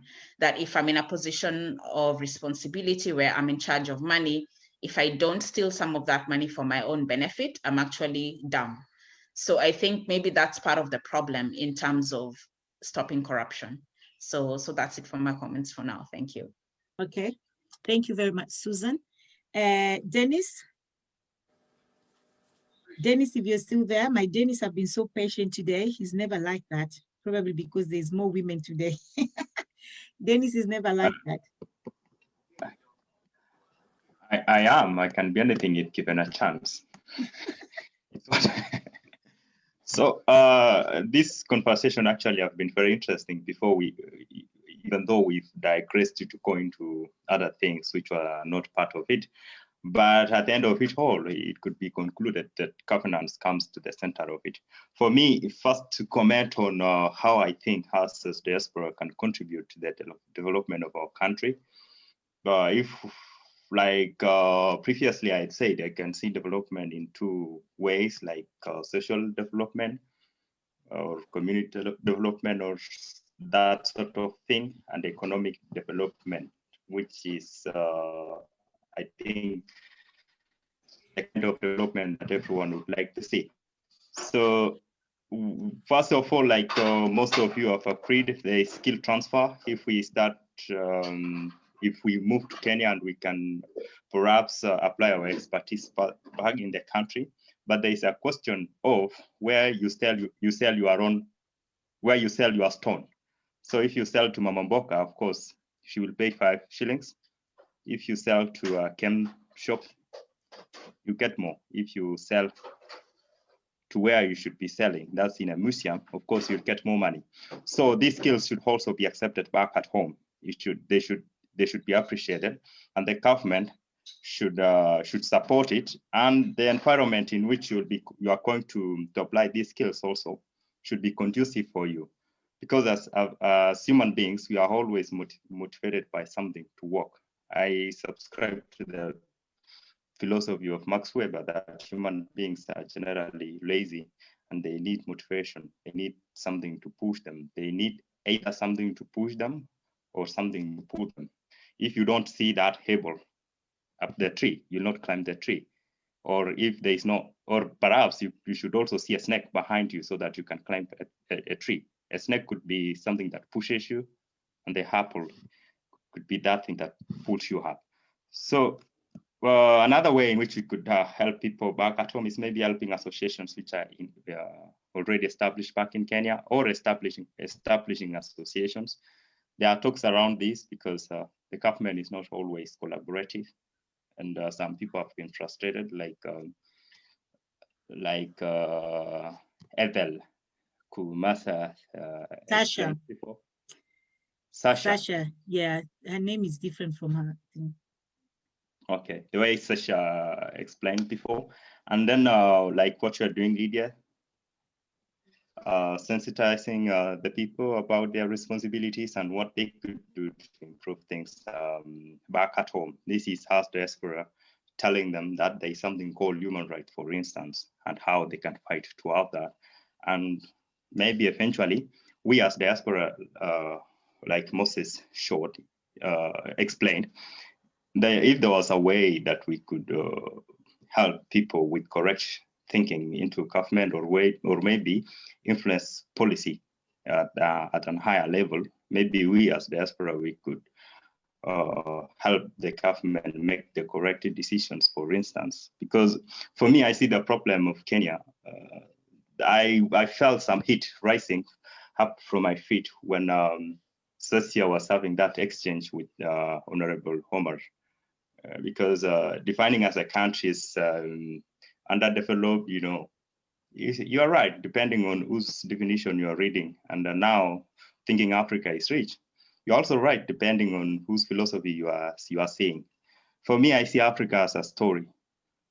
Africa is a story because if we see those people who stuck to their beliefs of Africa and the way of governance that most suits Africa, they were all eliminated. And it's not a coincidence that Patrice Lumumba, Tom Mboya, Gamo Binto, Thomas Angara, and the person who replaced J.J. Rawlings, Kwame Nkrumah himself, were killed. The common thing about all these people is that they were socialists, and they believed that a Kenyan government, no, not Kenyan, sorry, the African government cannot be entirely capitalistic, but there will be some sort of socialist nature of it, because we as Africans, we are generally socialist anyway. If I'm getting married in my society, my family contribute cows, and societies can help.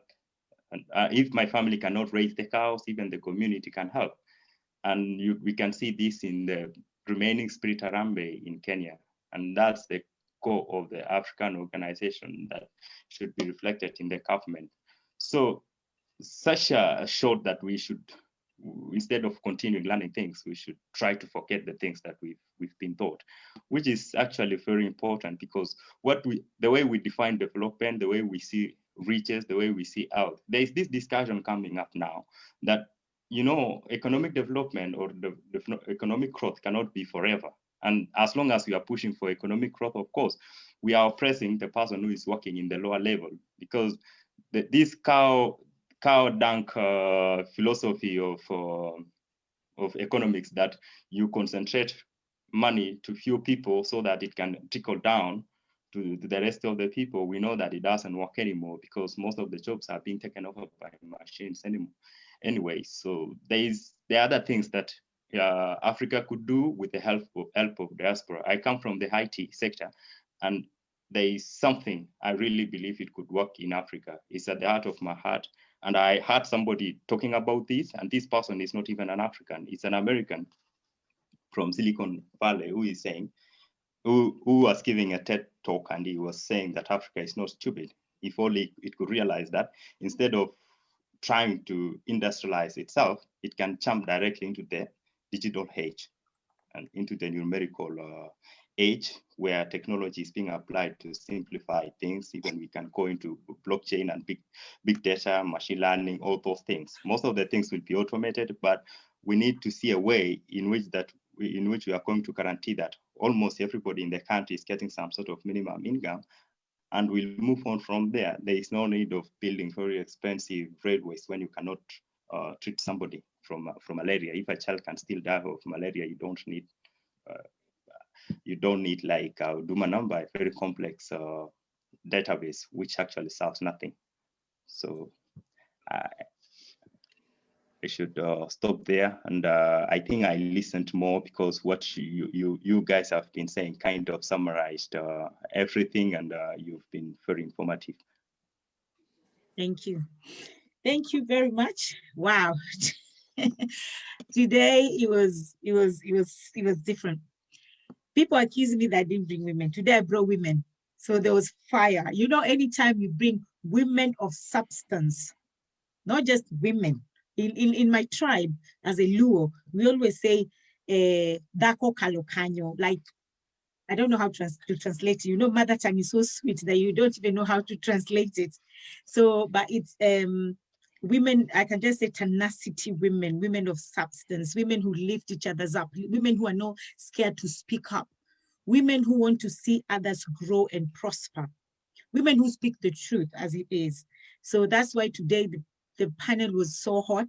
And I think from now I'm attached to my women.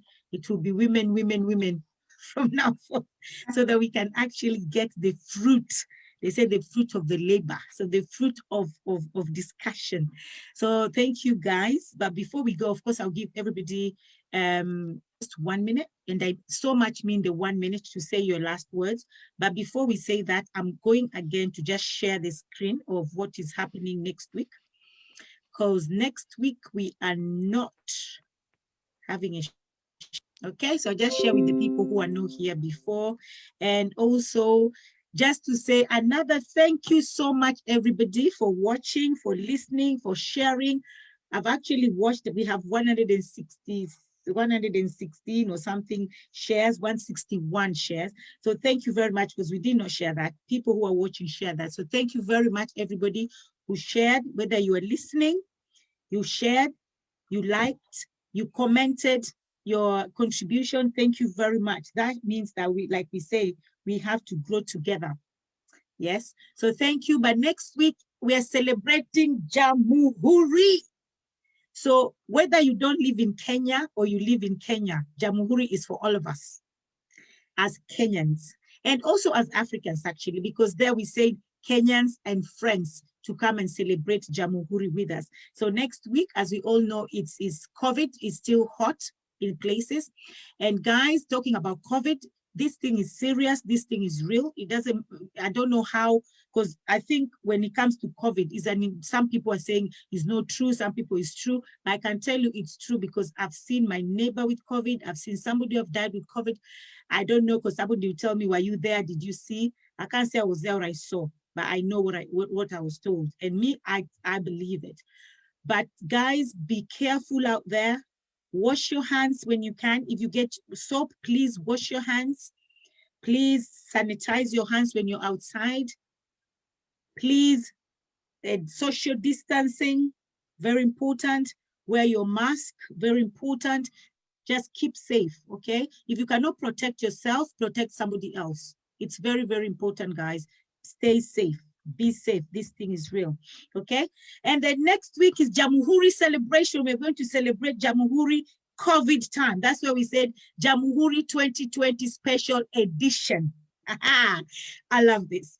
Now, next week we have Jasper, a comedian. You guys know who Jasper is. Come on, yes? So Jasper is there. It's not physically, it's virtual. So it's going to be here. Where you see me today, you're going to see me again on Saturday, but it's going to be a different story. It's celebration, drinking, but you drink in your house, nyama choma in your own house. But we also have people who are going to talk to us about businesses. We also have people who are going to talk about development. So we're still going to have that because it's not just about eat and drink. It's about networking.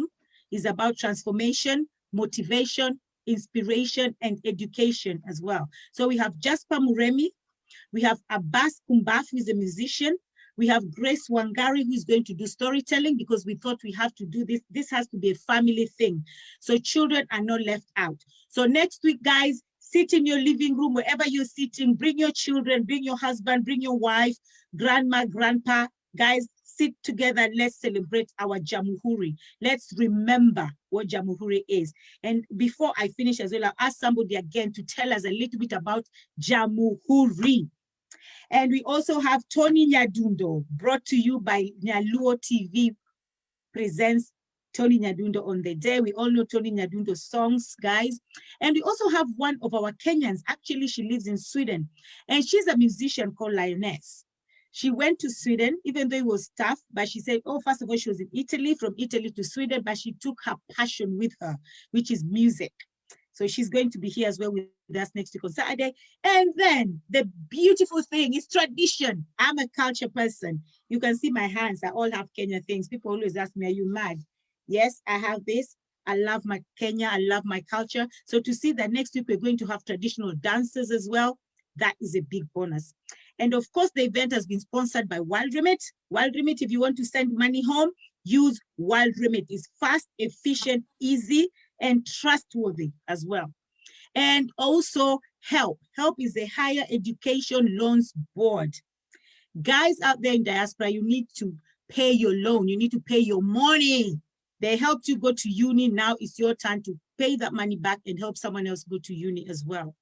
And then we have Kenya and Friends in the Park, which is an organization that organizes events in the UK every year. And the event is going to be hosted by Benjamin, Junior Bogonko, DJ Sparks, and the MC, of course, me. And the countries participating, we have America, Italy, Japan, Kenya, UK, France, Sweden, Netherlands, Germany, Switzerland, Dubai, Scotland, Denmark, and Ireland. And what's the time? At 3 p.m. to 8 p.m. London time and 6 p.m. to 11 p.m. Kenyan time. Now that is just Kenya and UK time. So you have to check your time difference in your own countries. So thank you guys very much for today. Thank you, thank you, thank you. So now I'm just going to ask everybody for their last words because we're out of time, out of time, out of time. And today was nice. Everybody's saying today panel was hot, on fire. That's what I like to see. Okay, so I'm going to start again with my ladies. So just less than a minute, Anne, please. So, sorry, can I come before Anne? Go on. Okay, no, just before, whenever you want, but just before. Yeah. Okay. So it's me now. Yeah. Okay, I'll take 30 seconds so that I keep my 30 seconds because she talked about something which was very interesting about businesses and how people can access the loans, the startup loans and all that, because it's Kenya is called a startup country, but we've seen that most of the startups don't actually make up to being real businesses because 6 months or 2 years later, they don't exist anymore.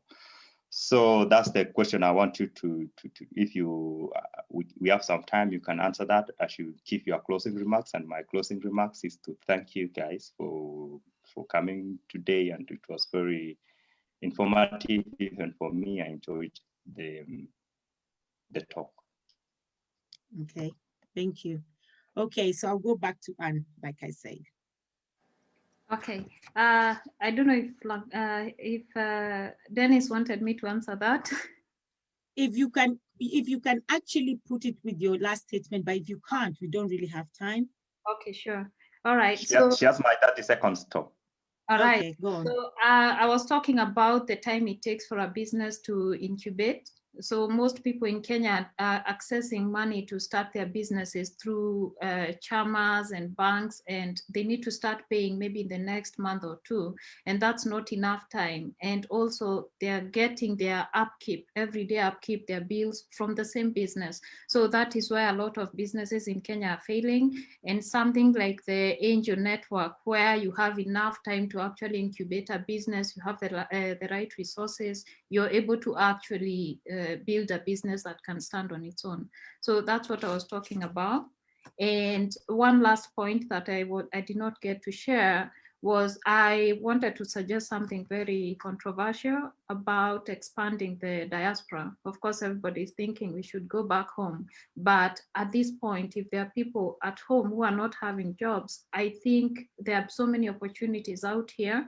And if there's a way we can support, at least if one of us supports one person to just come out here, whether it's through education or through information on how to actually go out in the diaspora and build themselves, I think we can increase the amount of money we are actually remitting back to our country and help with the budget, the economy, and all this. So that is a point. Of course, it's controversial because it touches on the brain drain issue, but you cannot be draining something that is not being put to work in Kenya. So I think it's a good point. Finally, as individuals, we need to give back. Personally, I do marketing mentorship for people who want to get into careers about marketing or those who want to market their small businesses.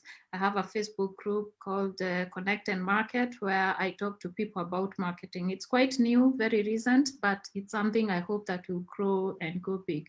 So I think as individuals, we also have a role to go back and give the resources we have in our small ways. So that's what I would want to offer. And thank you. Thank you. Thank you very much, Anne. And with your Connect and Market, is it globally? Is it for anybody to come and join, or is it just for diaspora?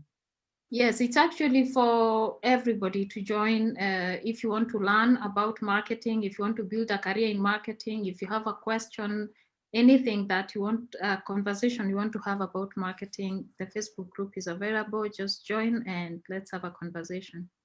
Okay, thank you very much. You've had Anne. Guys, anybody who wants to join, anybody who wants to know more how to package and brand their business out there, please Connect and Market on Facebook. Thank you very much, Anne. Okay, now I'll go to Susan.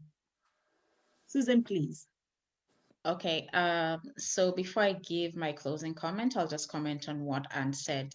She talked about sharing information. One of the things that I do sometimes when I go to Kenya is I go back to my alma mater, that's the University of Nairobi, and I talk to students there about how to apply for scholarships abroad. In the same way that I was given that information by a professor when I was in uni, I do the same thing now, and there are a number of people that have taken that information and used it to find opportunities abroad to study.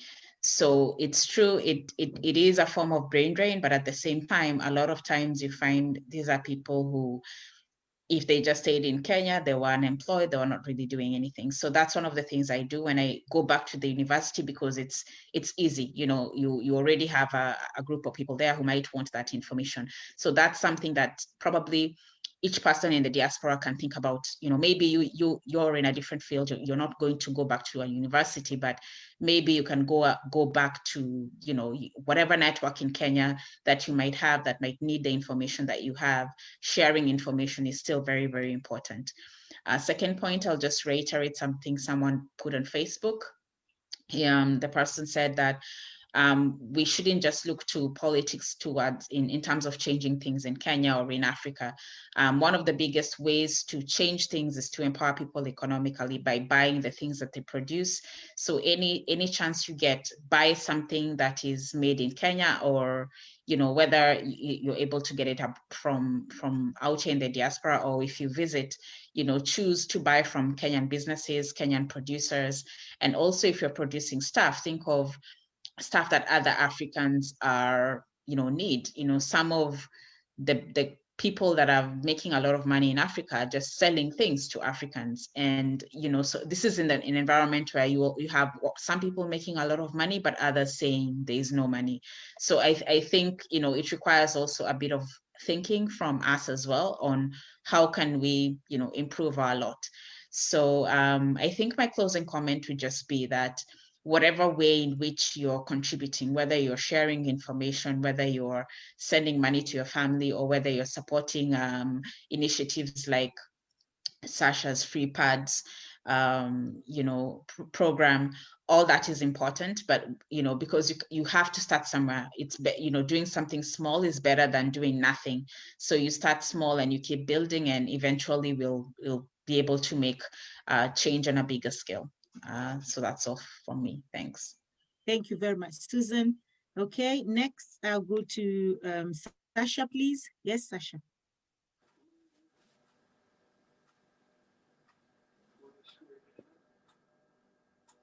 Sasha, you're muted, darling. Sasha, you're muted. We can't see you. Oh, okay. So first of all, I want to thank you for giving us this opportunity and this platform. I am so very happy for everybody who joined. I would also like to thank you because today we had someone in the government. So Hassan, Mheshimiwa Hassan, we are very, very happy that you are here. And I hope that everything I spoke about, you're going to consider it. And you are our representative there in Parliament. So I hope you are taking notes. And I hope that you heard my voice, that we women, we are pushed back there. You know, they used to say that we belong in the kitchen. Probably that's why condoms are free and pads have to be bought. Like she said, yes, we are using this example that why are condoms free and pads are being sold. Somebody, I think it was, okay, I don't know, I don't remember who said, but she had a point. Yes, they should be free because, you know, we have HIV and all that, but we should also consider our women. And I hope that you're going to take my message to Parliament. And I liked everything that we all discussed. I appreciate everyone. And this was a very nice motion. And I hope that, Lydia, you're going to bring more of this because I have so much to speak about Africa. And I am not speaking about Kenya. I am fighting as an African because I need the systematic oppression to be gone. I need to see more women in Parliament.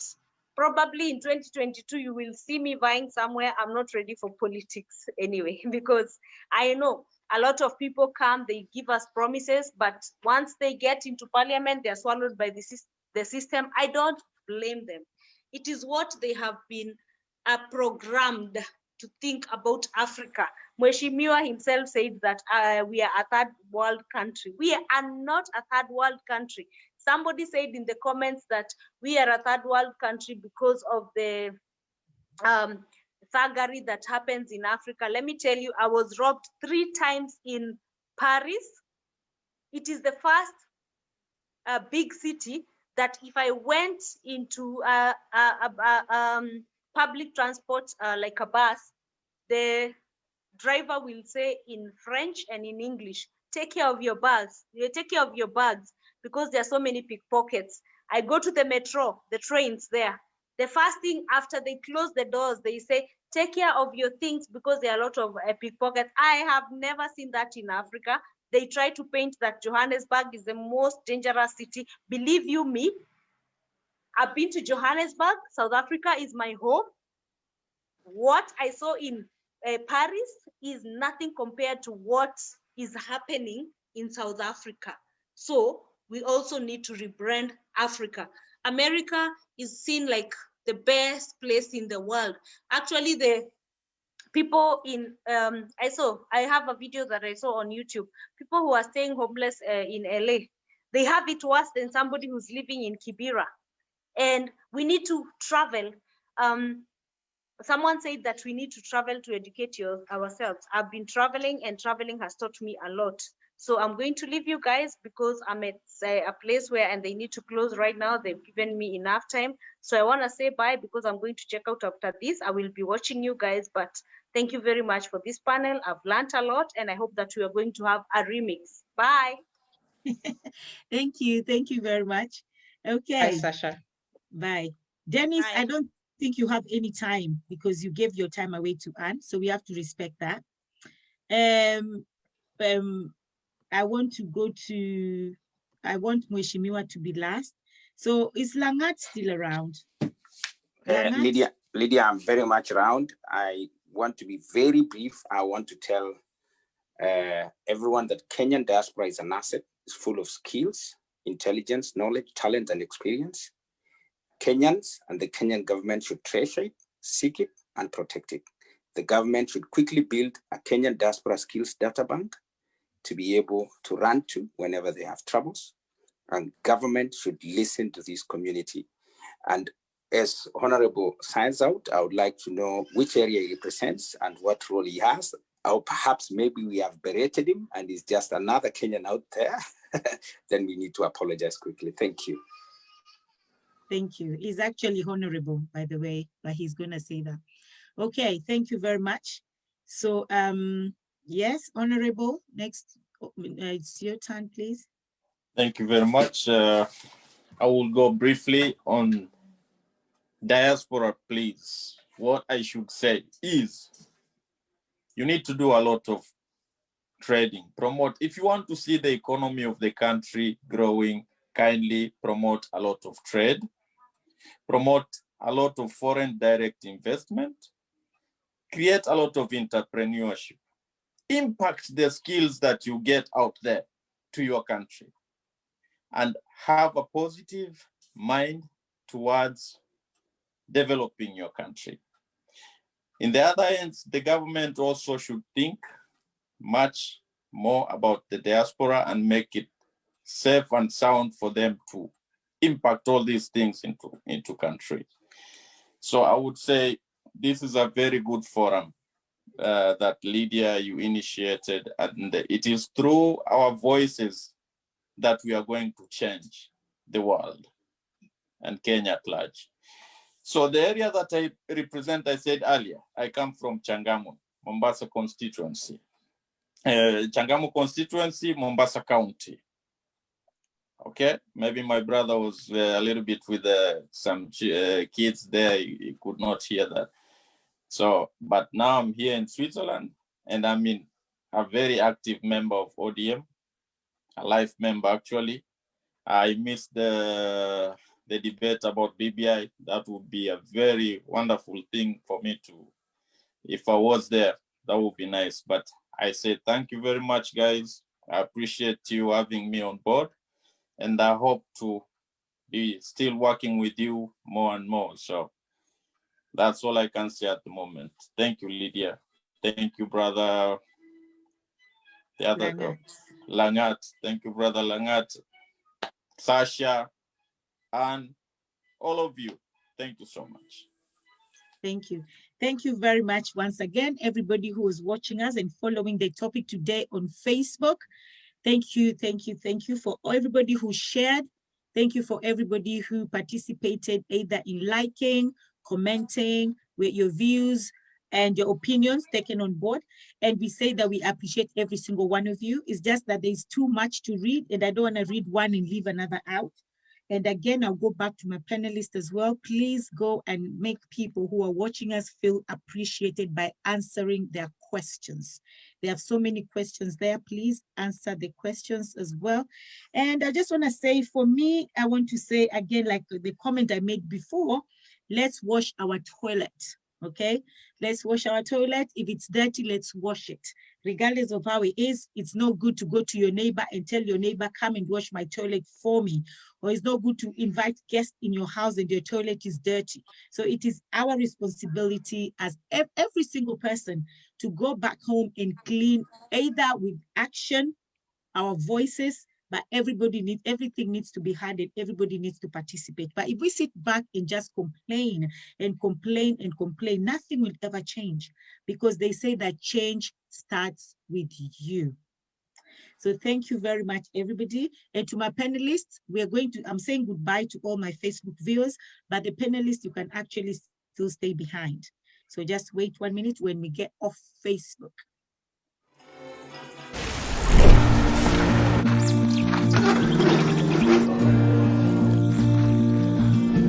At World Remit, we understand what the journey is about, how it can sometimes take a little distance to bring us a little closer together. With ways to save more when you send more, World Remit is here for you, so you can be there for them.